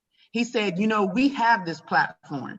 I'm going to use this platform to bring the appropriate amount of attention to what we are experiencing. I mean, it's the same thing with, Muhammad Ali deciding, hey, why do I need to go, into the war? And forgive me, I can't remember whether it was Vietnam or Korea, but why I'm going to go over there. Yeah, thank you. And kill these people who, have done nothing against me. Right. And he used his celebrity. He used being Muhammad Ali. He used that voice to say, I'm going to take this stand. I'm going to do this not just as a famous boxer, but as a Black man who's tired of it. He reached the point where he was like, no, I've had enough of this. I have this forum to get my viewpoint across. I have this forum to bring the appropriate attention to this situation. I'm going to do it. And I think that's definitely what Colin did. I think he got to his breaking point. I think he said, I'm Colin Kaepernick. I'm a QB in the NFL. This is the, this is the largest platform that I could have available to me to make this argument, to bring the appropriate attention to this situation. I think he took it. I think it was the right thing to do. I think it's evident in his behavior post being an NFL quarterback. I do think, though, if that man's skill set is still there, which I haven't seen all the videos, but I've heard that there are plenty of videos where he's, still throwing the ball 100 yards down the field and et cetera. That man's skill set is there. There's no question that he should have a job. The big question is, does he want a job? That's exactly. Yeah, that's the big question. Right. Because I doubt it. He wants to play in the NFL. I doubt it. Just and the reason why I'm saying this, because it's like, since Colin Kaepernick has left the NFL, there were tons and tons and tons of opportunities where NFL teams needed a QB. I actually needed one. And, they refused to give him a call. That just shows basically how it's business as usual at the NFL, because I was laughing all those years and be like, you signed him? I'm like, he's not a bad QB, but if you want to win, you got somebody who has a very high skill set that has a good resume on, getting you somewhere, versus as somebody who's been like a normal backup in the NFL, and or you have somebody who played somewhere who hasn't done anything, but yet you want to keep using, players that are just not gonna work well with you guys going on if you choose to go to the playoff. But it seems, you know, ticket sales and all that stuff, it means a whole lot well because you got to keep that money flowing. But it seems like, the eye on the prize don't mean anything to certain teams. So I'm like, I don't get it. But then I was like, I probably now got it years now than then because I was so into, rooting for other teams to go to the playoff because I wanted everyone to have a good fair chance. But it seems like they really didn't care. So, you know, it's just basically a sense. Does Colin Kaepernick really want a job? I don't think he really wants one. I think he's living 10 times better not being in the NFL until now, you know? And I think when that was going on, I think someone made a case that because Colin Kaepernick, I think he was adopted into a family. I got to read up on that. But it seems like that was the big thing being thrown around during that time, that he doesn't know about you know, the issues, you know, as what they like to say towards I don't even like to use the word black, but what black people, tend to go through daily. People say they don't feel that Mr. Colin Kaepernick doesn't know or feel because he's been adopted into a well-privileged family. I was like, man, I tell people you wouldn't even know many people's stories if you don't even talk to them. Exactly. Yeah. He's There's a always lot of people. identified as a black man, though. They what they do know, according to my understanding, what they do know is that he is of black descent, at least from his father. I think they heard it was or they said it was his biological father, but I'm not exactly sure. I'll have to research that. But at any rate, Colin has always said when they used to question him about his ethnicity that he doesn't know, but he knows he's a black man. That's always been his response. Okay. So for me, it's interesting because it's like even if you were going to say, hey, you don't know that for certain, we know he's a minority, right? And I'm not saying that minorities have the exact same path because they're minorities, because I think people are treated differently, even within the minority world, right? Are ranked differently. But at the same time, what that tells me is that there had to be a certain level of legitimacy about the disdain he felt for the injustices that were happening against Black people. And so for me, the question of does he even understand what we're going through? Absolutely. This is someone who identifies as a minority, particularly a Black man himself. And so for me, that question is interesting. It's almost like an excuse to ignore the major steps that he took to bring attention to that issue. That's what that question feels like to me. Does he even understand what we're going through? I mean, at the end of the day, there are minorities who, go through similar, for instance, Hispanics. That's why, and not to digress here, Hispanic Trump supporters are always a very interesting set of folks to me. Because that man made it absolutely evident that he has this, at least an equal amount of disdain for them as he does, Black Americans. And so with that said, with Colin Kaepernick relating that back, Colin identifies as a Black man. That's a minority. Even if he's not a Black man, which that has not been his lineage, to my understanding, has not ever been specifically identified. At the end of the day, asking the question of what does he know about it?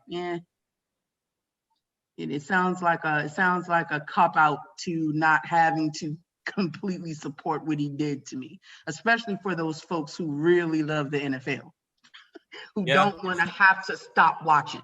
Right. I agree. I mean, You guys, y'all made some great points. I mean, there's nothing much that I could really even add to what you guys said. The only thing I would say, I guess, just to kind of make sure I get I guess my opinion across, but it's pretty straightforward. It's pretty, 1 + 2 = 3, 2 + 2 = 4. If like with the NFL and Kaepernick, if he's able to perform his job, if he's able to do his job at the level that he needs to do it at or better, then yeah, he should absolutely get his job back. To me, that's just a no-brainer. But I do understand that the protest, which this was, that definitely created it created conflict. It created it just created all this conflict, and like it goes back to what I said earlier about NFL being right wing, and NBA being left wing, because I think if had Colin Kaepernick been an NBA player, for example, there wouldn't be this much of a backlash. Because if you look at somebody like LeBron James, for example, he speaks out against racial injustice a lot, and there's really no heavy backlash, if any at all, against him. And I really hey, I fuck with LeBron, but I know that's like a whole nother discussion. But no, I think I kind of see what you're saying on that. But yeah, just go back to what I was saying about left wing, right wing. The thing is, NFL, for the most part, it aligns with conservatives, with conservative views. I just think that organization, they're not really, about or for, things like racial and like fighting against racial injustice. That's just something they're not, and that's just something they're not. I don't think they have an interest in. And even if it's not the organization itself, the fans, who are a lot of conservatives, they don't give a fuck about any of that. Like fighting racial injustice, they don't care about that. It don't mean nothing to them. Right, it doesn't mean anything to them. So yeah, when Kaepernick protests, they're upset about it because it's distracting from, I guess the sport, and then they're like, it's just this big distraction that we don't need. We just want to watch football. We don't give a fuck about, police out there shooting unarmed Black people, racial injustice. We don't care about that. Some fans will care because they're all not the same, obviously, but a lot of them, they don't care. They just want to watch their football. And when somebody's protesting and they take it into that racial arena, people are getting upset about that. So I feel like he should get his job back if he's skilled enough, if he could still play at a certain level. But the truth of the matter is, I don't think they want to give it to him back because of all the for lack of a better word, chaos that I guess they feel that he caused. I don't think the NFL wants him back, And the thing is, Kaepernick doesn't need the NFL.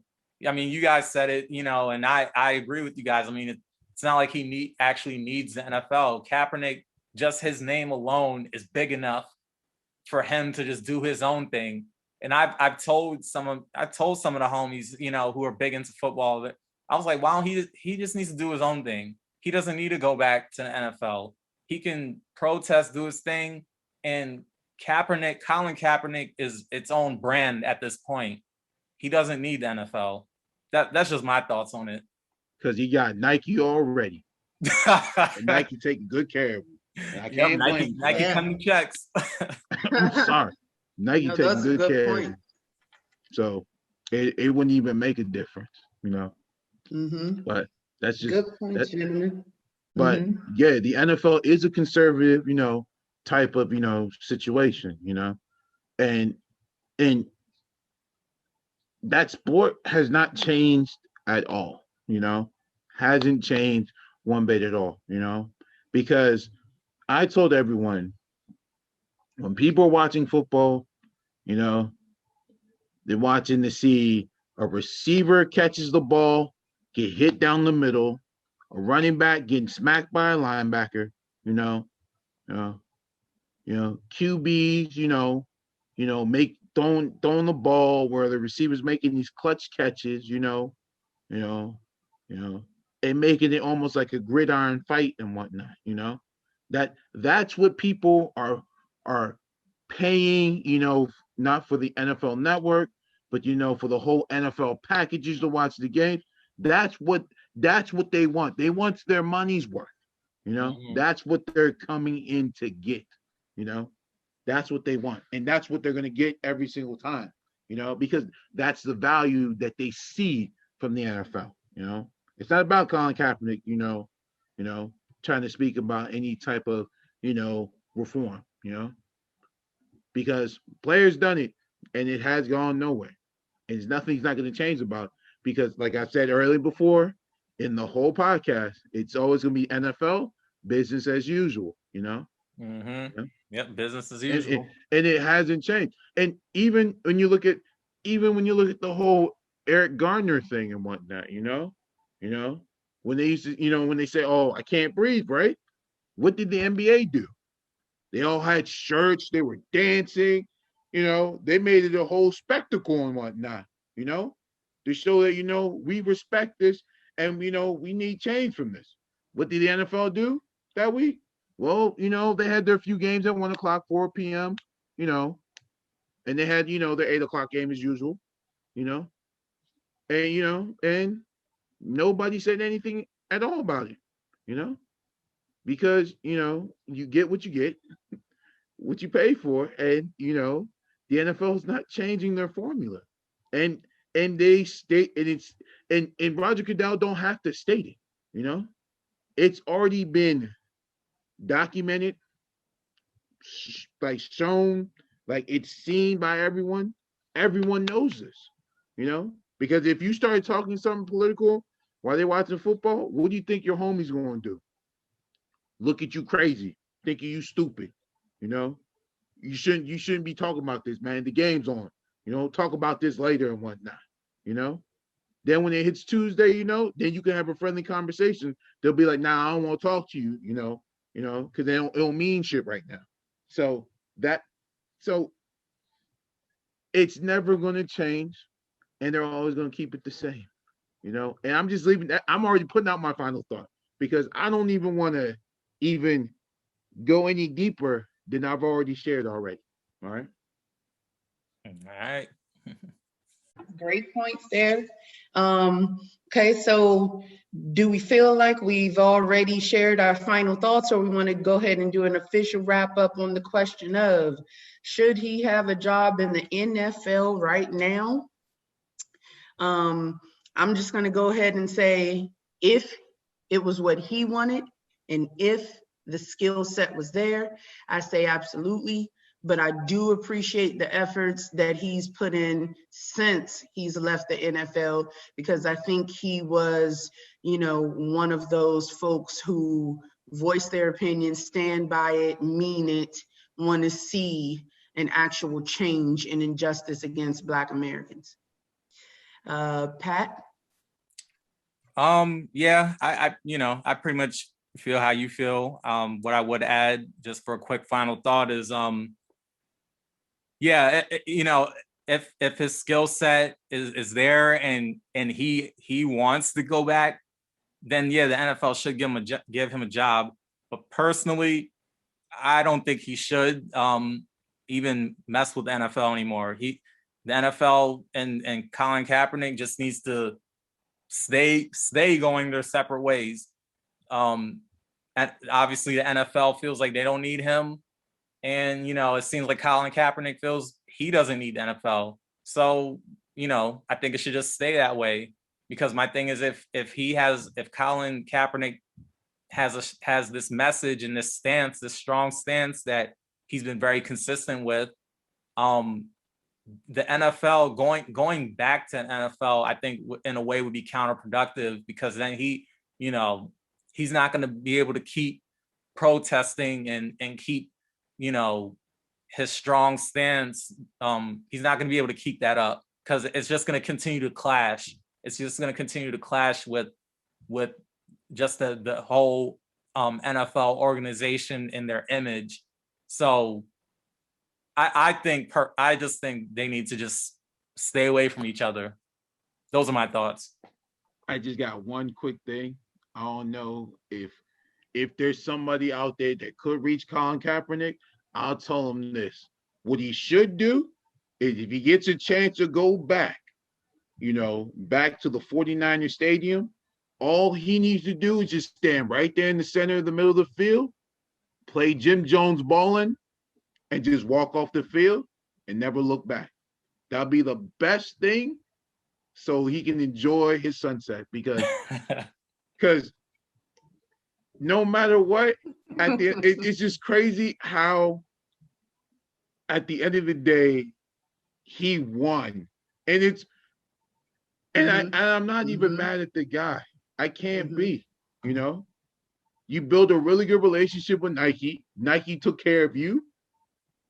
And since then, and I think also he got a disclosure payout agreement, I believe, from the NFL on top of that. So in a way, how can you be mad? Right. I agree.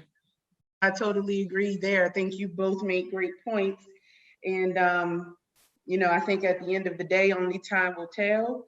Hopefully Colin is happy in the decisions that he's made, which it does seem to be the case. So I'm very excited to see what Mr. Kaepernick brings to the Black community in the future. And speaking of the Black community, and our last topic of our inaugural episode, I can't believe it, fellas. We made it.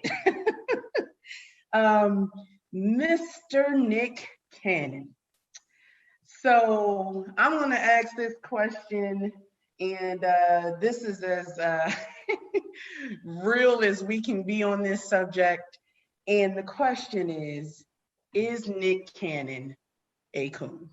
Can I go first? Can I go first?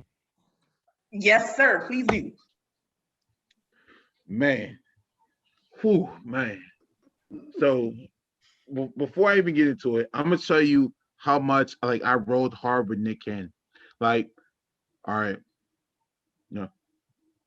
Nick Cannon was the type of dude that I looked at, because he wasn't that much older than me. Even when he was acting, I tried to be so hard for him. I'll tell you how crazy this is, right? I got so much love for Nick Cannon. I literally skipped school to go watch Love Don't Cost a Thing in the movie theaters. That's how much love I had for Nick Cannon. Mm-hmm. That was I actually skipped school just to go watch that film. You know what I'm saying? Midday, just to go see that film, because I had that much love for Nick Cannon and everything like that. I thought he was a cool brother, a young brother that I could look up to, you know what I'm saying? And see, what he was going to become, Even after all the whole movie deal stuff, when Wild 'N Out came out, I ain't gonna lie, I was the biggest supporter behind the whole thing. Even when it kicked off, when they lost their deal from MTV and whatnot, I was still mad, and I was like, yo, I hope Wild 'N Out came back. When it came back again, I was on full force about the whole situation and everything. Then when he became, he's finding himself through, he's healing, he's finding himself, and, reading up history to know who he is, and knowing his ancestors. I respected that, But you got to say what you mean, and you got to hold firm to it. you know? Yeah. And that's the thing that hurt so much. And I thought it still hurts till this day today, you know, because that was somebody I rode so strong for, you know. Like I told everybody, I haven't even met Nick Cannon. I was one of one of those people that will really just be like, nah, you can't be doing that to Nick, man. You know what I'm saying? He's a good young brother, you know what I'm saying, who's trying to do good to help other young black brothers do other good things. So I was always supported by. But when he did that, it truly hurt. And what hurt even most and everything, how he supported Farrakhan. That don't even hurt more when I found about, how evil Louis Farrakhan is, you know? And it just kept bothering me until the point where like I was like, damn, is Nick really playing me? And now I'm finding out maybe I am getting played and whatnot. And it truly hurts, you know? And like if you would have said what he meant and was cool about it and was behind what he said, I would have been like, you know what, Nick? I respect you. I respect you so much to the point to like, man, like if I had to go fly down to California just to go meet you and tell you how much I respect you as a person, I would have. But what he did hurt so much to the point where I don't even know who Nick Cannon really is. You know, are you doing this just because the simple fact is, you know, you need to look good because now you found yourself? You know, you know, are you doing good because you had a chance, to go down to Honduras and meet, one of the biggest, one of the biggest people in my life that actually changed my lifestyle of eating? Are you using these things because now it feels cool, or are you trying to be more righteous as a person and do the right thing, you know what I'm saying, Right. and be better? But it seemed like he's not, and that's the hurting part about it every day. And that don't it still bothers me daily, you know, because I can't be behind the cannon no more. Like he gonna have to show me, a whole lot, because right now he has somebody that that I was gonna tell people to look up to him. I can't no more because it means so much to me as a black male, you know, to see what he did is very hurtful. Because I'm getting tired of brothers trying to say you're here to help other brothers and yet you're not. And that's the sickening part, you know?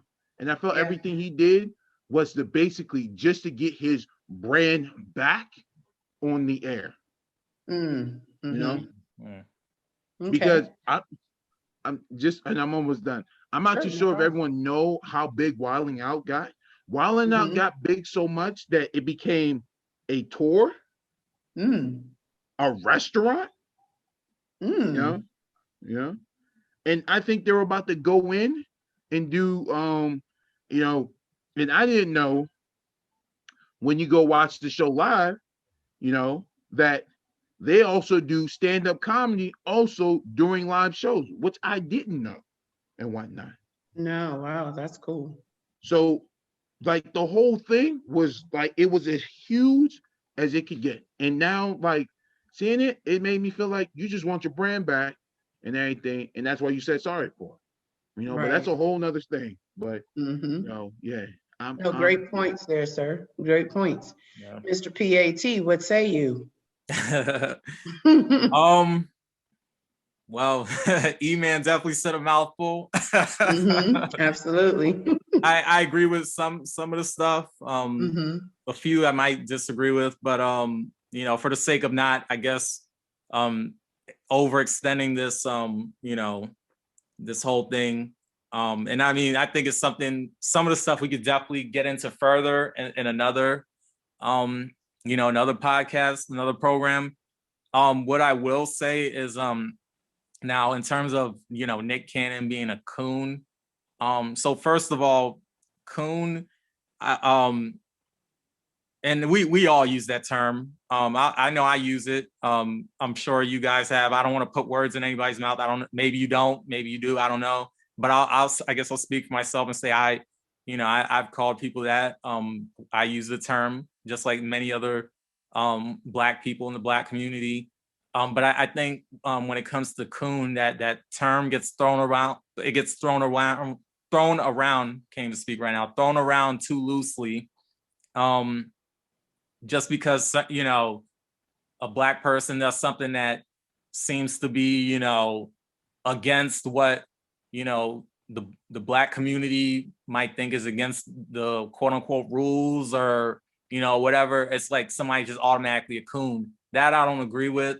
Because at the end of the day, we're all gonna do stuff, we're all gonna say stuff that is different from one another. We're not a monolithic group.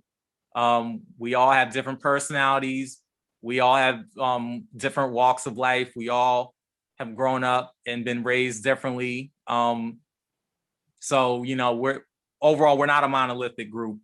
Now I'll just say that I don't think Nick Cannon's a coon, not based off this whole I'll just call it an episode. Now with Nick Cannon in particular, I followed him for a while, his career. He's been in the game for a minute, as we all know. We know him from the Nickelodeon days. Mm-hmm. And I know people like to clown him about that and having that image and whatnot. I never really gave that too much energy. But I look at Nick like now, and I've looked at him in recent years more so, and I've learned to respect him or gain some respect for him, and and I watch his interviews. He seems to be a genuine person from what I've seen anyway. I like his energy. I think he's positive. He's definitely a Black man that's out there doing his thing. So I respect him just on the basis of that. But yeah, coon, no, I'm not gonna say he's a coon, but what I will say is I definitely don't agree with him apologizing, especially the amount of times he's done it, because I think he was over apologizing, and it's just like, dude, like, you apologize one time, but it's like now it's like a repeated thing. And I'm gonna just say this, man. It just makes Black men, I would say Black men in particular, it makes us look weak, especially within the Hollywood framework, in the mainstream. It just makes us look weak, because this, Nick Cannon's not the first Black man to be told to apologize for something. Mm-hmm. We've seen this happen with many other Black men before, where they might have said something or even did something, and it's like they have to go issue an apology to get back in good graces with their white company, because at the end of the day, they work for white companies. Absolutely. They don't operate outside of these white mainstream media networks. They're the ones cutting the checks. The quote unquote white man's cutting the check. So it's like they say, they take a stance, they say something, then they have to go apologize, they have to backpedal. And I've always had an issue with that, because my thing is, as a man, if you say something, stand on it. There you go. Stand on what you say. I do understand the flip side of it, where there is going to be backlash. There is going to, it's tough, because obviously this is your job. This paying the bills. So, saying certain things, it could get you fired. It could get, everybody's got to feed their family. So, I mean, I get that aspect of it. But my whole thing is, if you're really thinking about that, then just don't say anything. Just don't take any strong stances. Exactly. Don't, just be quiet. Just, keep doing your job, and that's it. Because the thing is, you're out here taking a certain stance, and you're playing into an arena that is counter to the white mainstream. My thing is, if you're gonna be a strong Black man, you're gonna have to operate outside of that. You're gonna have to operate outside of the mainstream, because the two don't mix. They just don't mix. And especially when you're you know, getting more into a pro-Black, you're taking on a more pro-Black stance, you're coming into a more pro-Black image, which Nick Cannon has been doing in recent years. That I already knew, like, yeah, this isn't gonna end well, you know, because now you're interviewing certain people in the pro-Black sector, that, you know, whether they have been blackballed or the mainstream media just doesn't really fuck with them like that.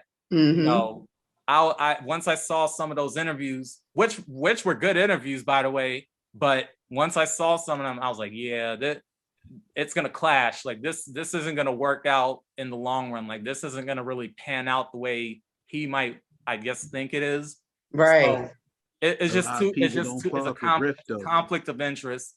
So that I think that's my, I guess, main issue, or my only issue with Nick Cannon. I'm not gonna call him a coon. I'm not gonna, you know, say, oh, I cancel him, you know, because I don't do the whole cancel culture thing. Me either.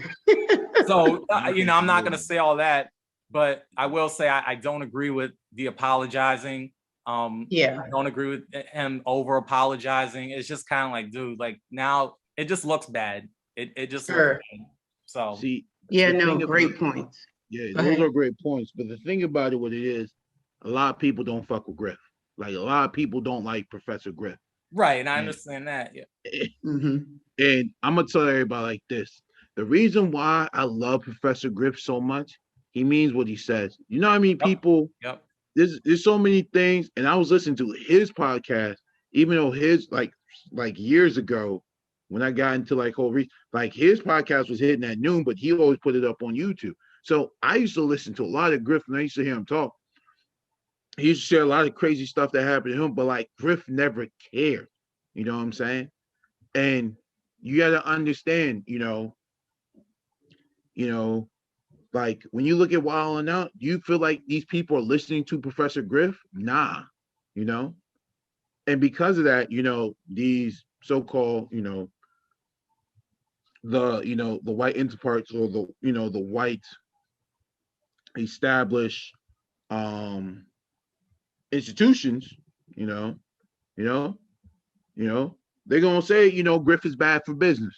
You know, you shouldn't be talking to Griff, you know. You know, and because of that, you know, because the reason what he said, because who Griff is, and everyone know who Professor Griff is, you know, he's a pro-Black, you know what I'm saying, brother, you know, who walks the walk and talks the talk, you know what I'm saying? Right. They don't care what he said, you know what I'm saying?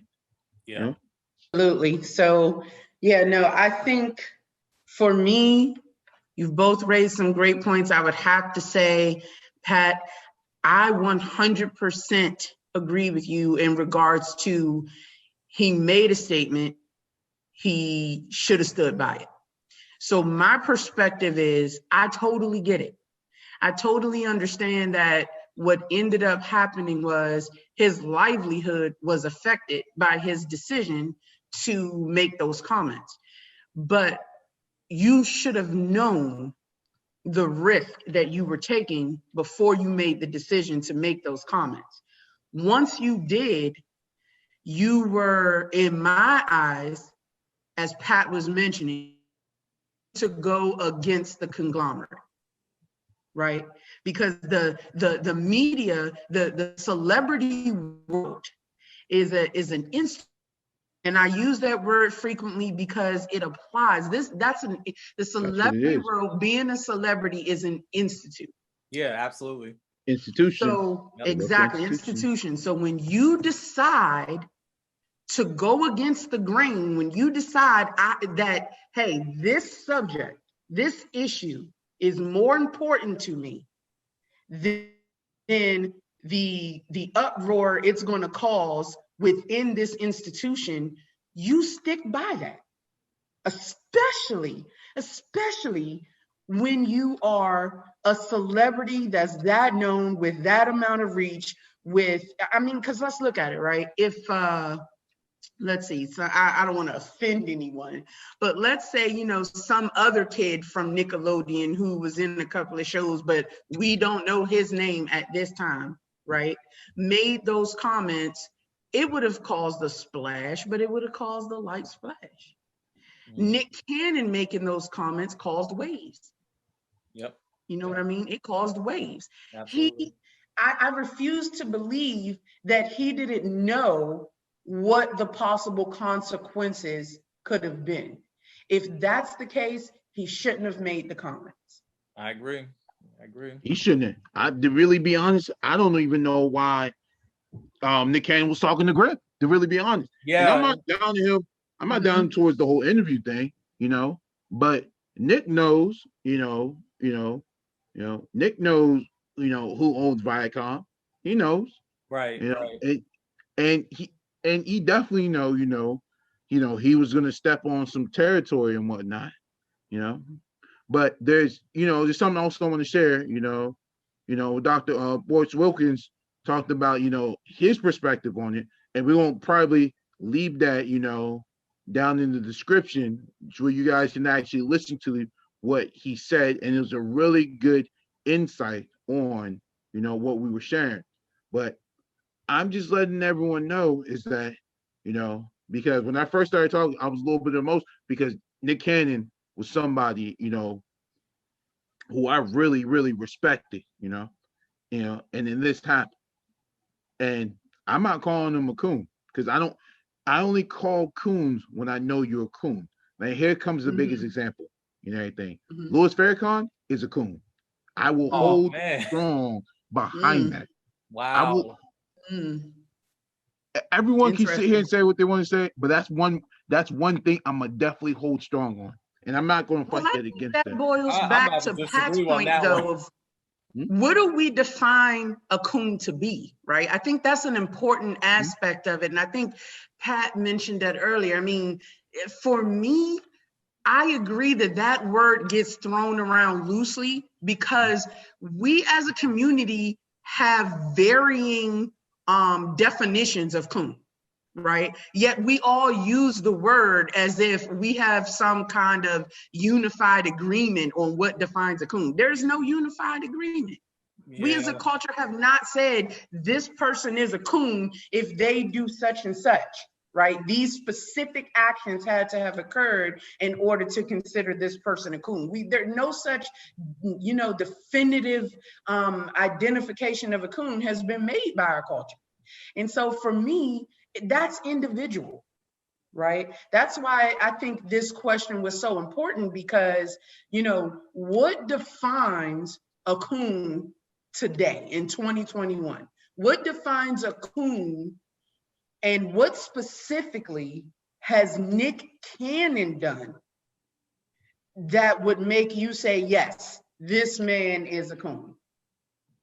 Okay. And I think your point, Emmett, on Louis Farrakhan, I would say, I have mixed feelings on him. And I would say that certain behaviors that he's exuded definitely makes me question some of the things that he's spoken on the past. For instance, the allegations of infidelity and etc. I'm not going to digress and dive into all that. But, those things have made me question. However, I would use mixed feelings sooner than I would use coon to describe him, only because I don't think there is a definitive enough definition of coon. Yeah, just to kind of piggyback off the Louis Farrakhan, that I'll just be straight up like E-Man, I don't agree with you in that aspect. As far as Farrakhan being a coon, I like I like Farrakhan, but is he? Of course, he's not a perfect person. We all nobody's perfect, and there are things that he might have said or done that I could disagree with, and pick apart, but for the most part, just who he is, at least how I see him in today, this era, he's about Black empowerment, in terms of, just the way he speaks, the things that he says, and I'm talking in regards to Black people. I think he would be more in alignment with what is what I think is a Black leader. And I say that because we don't really have Black leaders. We have Black spokespeople, we have Black spokespersons masquerading as leaders, but we don't actually have Black leaders. And the reason I say that is because the spokespersons, the Black spokespersons that I'm speaking of, work for that same white establishment, the same institutions that we're talking about.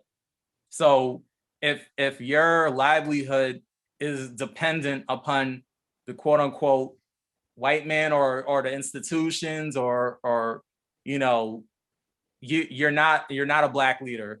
And now I'm definitely strong in that viewpoint. You're just a Black spokesperson via a white company, via a white institution. Farrakhan, I don't see in that light. He operates outside of the white establishment, the mainstream. He operates outside of that, and because he's part of the Nation of Islam. So, I would more see him more in the framework of being a Black leader, especially in this era, in this time, because he operates outside of the institution. And as we all know, the institutions hate him.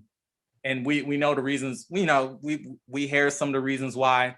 But so I disagree on, Farrakhan to me is definitely not a coon. I mean, he's anything but that. Now, but in terms of coon, to me, the definition is pretty simple, straightforward. I agree with Naya that, obviously everybody has a different outlook or different metrics, whatever, but I see a coon as a Black person who sells out other Black people, basically, a sellout. That's pretty much, and there's more to it. But if we want to give a simple, straightforward definition, I just see it as a Black person who doesn't love or like Black people, is willing to sell Black people out. Like that's how I see. That's what I would. You feel? I mean, that's basically the definition I have, and and like I told people, I don't say things just to just say it, but when something is bothering me, especially because like I would tell everyone like I've listened to Louis Farrakhan and I actually follow Louis Farrakhan. I actually forgave Louis Farrakhan. You know what I'm saying? A lot of things he did, way back when he was in part of the Nation of Islam, a lot of things he did. So, I was in the woods. I was willing to forgive because, I'm starting to see, because I was working on my healing process of being more righteous. But what hit me, why I said what I said was because the simple fact is, Louis Farrakhan is at the end. He's on the tail end now. Mm-hmm. So like he's in his 70s, he's in his 80s, like he's up there now. Not with, I don't like to say more age, but he's up there, up the spectrum, and I've heard a lot of things. Just listen to them. And when I listen to people, there's days where I'll sit there and listen to people for at least about 5 to 6 hours, listening to their speeches, just listen to everything. And, my thing with Louis Farrakhan was like, he speaks so freely. And it's funny how the man speaks so freely, but nothing really happens to him. So it made me figure out what is going on with Louis Farrakhan and whatnot. So you know what I'm saying? So when I tell people, well, the reason why I will always, the reason why I, why I'm calling him a coon, because I've done some really extensive research, and people have sent stuff to me, and I've been sitting here watching people. Where did you get this from? So I can find the back source behind this. Like I'm one of those people where, I'm keeping a sharp eye on you, but I'm trying to see, are you really, about that, Another good example will also be like, Dick Gregory. A lot of people didn't like Dick Gregory because, they say he wasn't for, us, because, he was a comedian and all this other stuff like that, you know. Even in the early stage of Malcolm X, he said, he didn't like him at first and whatnot, you know. But over time, you change your aspects to love people if you feel like you guys are on the same plane, you know. I don't feel Louis Farrakhan's on that same plane and whatnot, And like it's just something that will never change and it'll always resonate me because, you know, like how you was talking, like, we need more black leaders, less black spokesmen. And I feel that basically, Louis Farrakhan, in my eyes, is a black spokesman, but he's not as a bad black spokesman as basically as Al Sharpton, because when something goes down, Al Sharpton's always on the call and whatnot. And I know everyone has seen that. Right. He's definitely a black spokesperson. So, I feel like, everyone has their things, but we all know Al's the first person to call. Then it jumps down to Jesse Jackson, and, and the list goes on and on, But I feel like Louis Farrakhan's more at the bottom of the list than how Al Sharpton is on top of the list.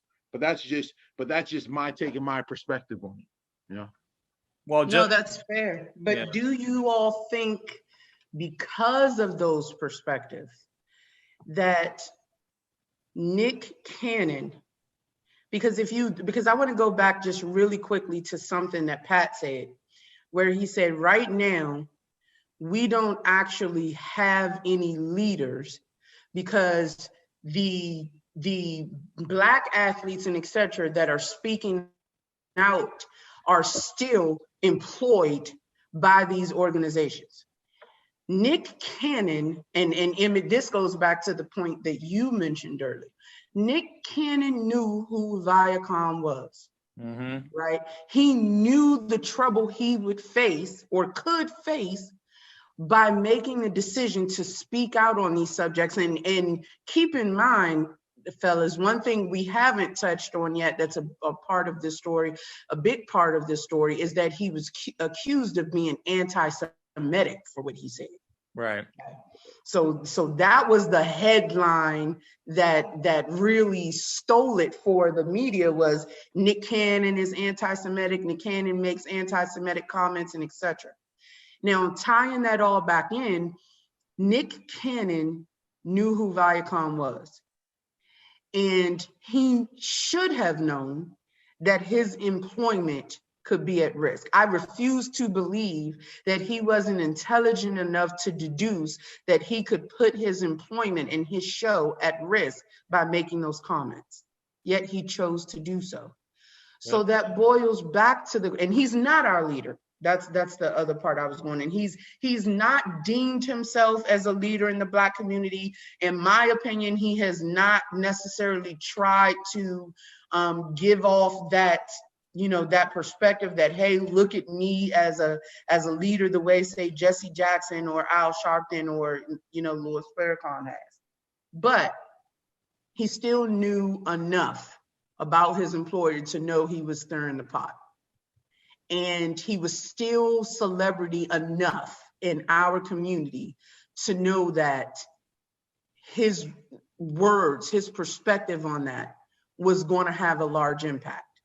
So as that relates to the definition of coon, I would say my official last thought on it is, I don't believe that Nick Cannon is a coon, because I do agree with both of you all's definitions that, it's someone, and more so what Pat said, particularly about someone who basically has a disdain, for lack of a better term, of how Black people are and how we're living. No, I don't think he's a coon, but I think that Nick Cannon is foolish, to say the least, for making that decision to move forward with those comments and then retracting it the way that he did, with the amount of vigor that he did. It wasn't even like hey, I apologize, I shouldn't have said that.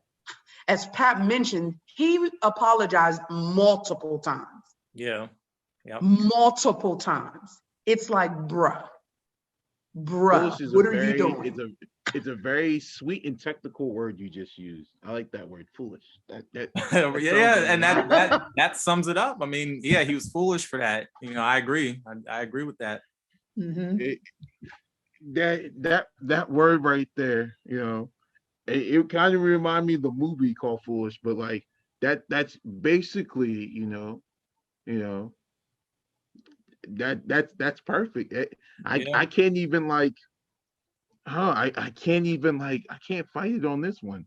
Like right. Foolish is you know, mhm, mhm, Yeah, yeah, definitely. mhm, Now, I mean, just to I guess we're adding final thoughts to this. Mm-hmm. I guess Mm-hmm. just to give my final thoughts real quick. I think we all, touched on it, the whole Nick Cannon situation, and now I know the anti-Semitism was like the big headline, and that's something I feel needs to be dissected much further. Obviously, we're not going to be able to do it right now.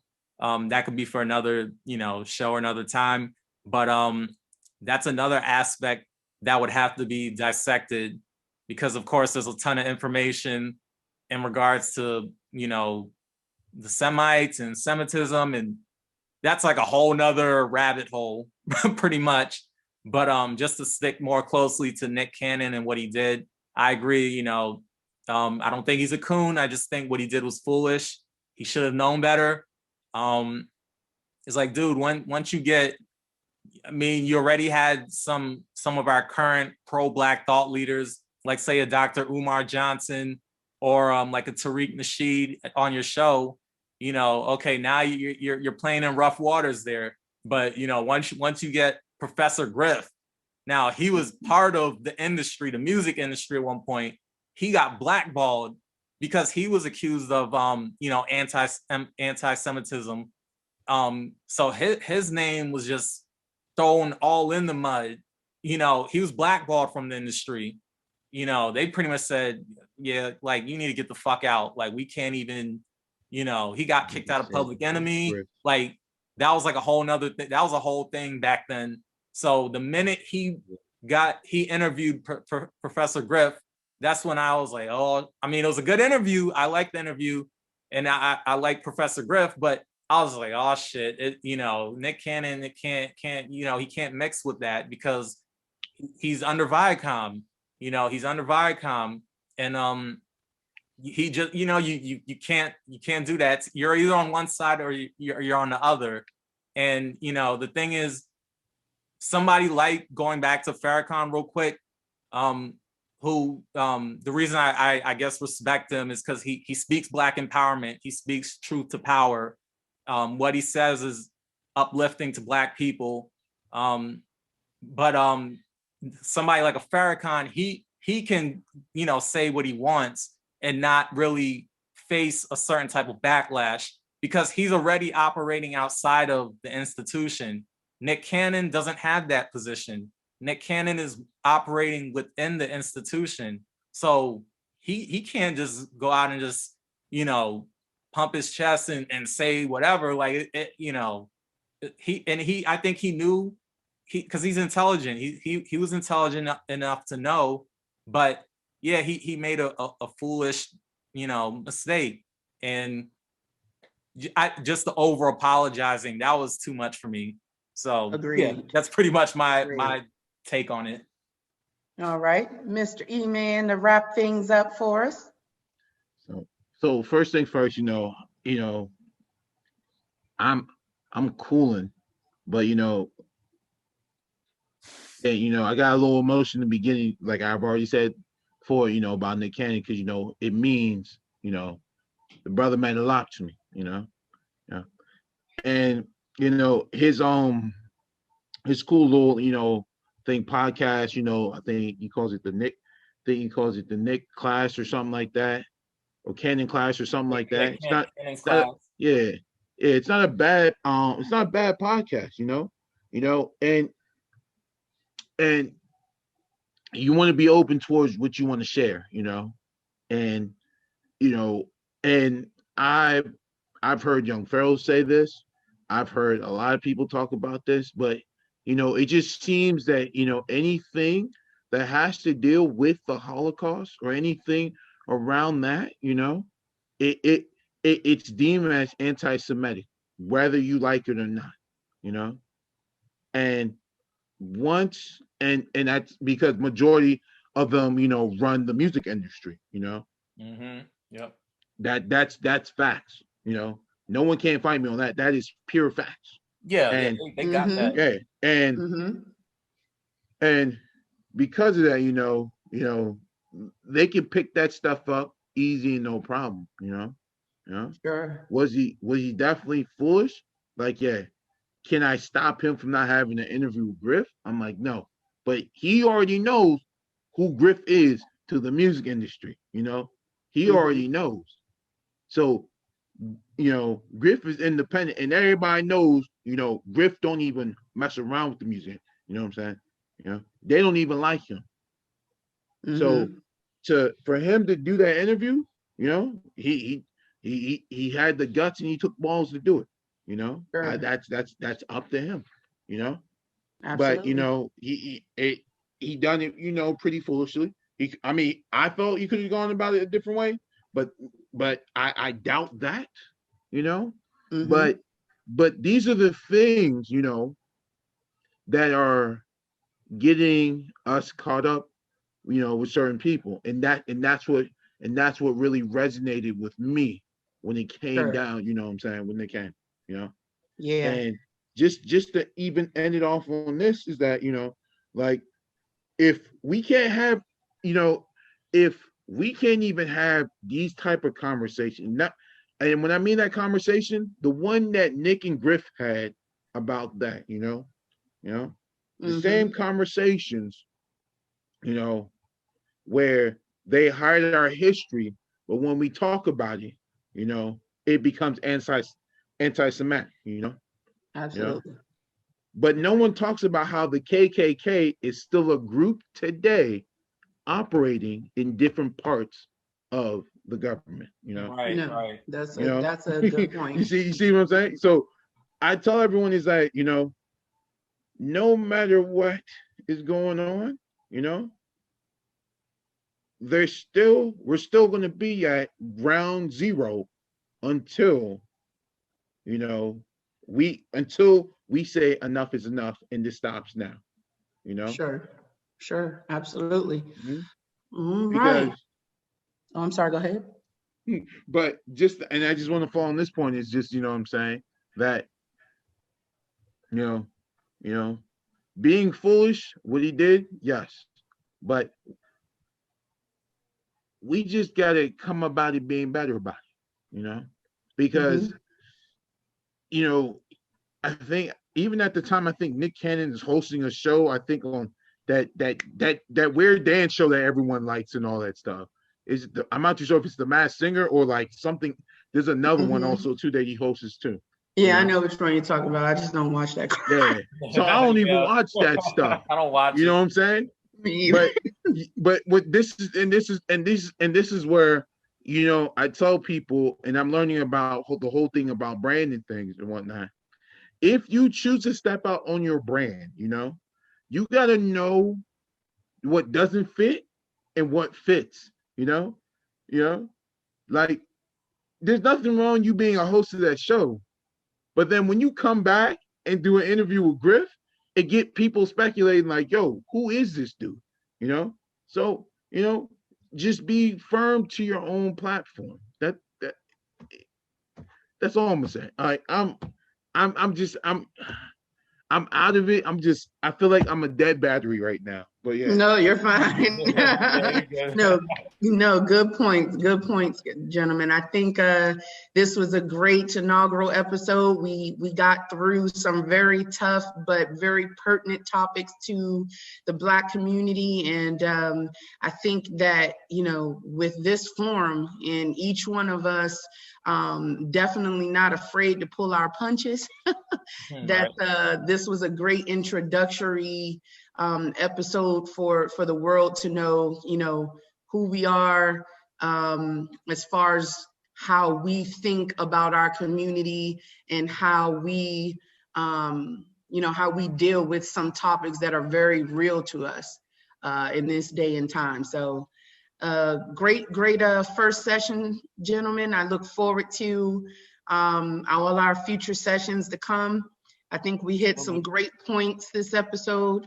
I think there are definitely going to be some some interesting feedback we're going to receive about this session. So, we would like to say out to everyone out there in the listening world, welcome to the good, the bad, and the truth. Yes. Welcome to the good, the bad, and the truth. Welcome to the good, the bad, and the truth. All righty, fellas. We're going to go ahead and wrap this session up. For all of our listeners out there, please be sure to hit like and subscribe if you like what you heard, and give us that feedback. We look forward to hearing from you all, and peace. Peace. Peace. Until next time. Till next time.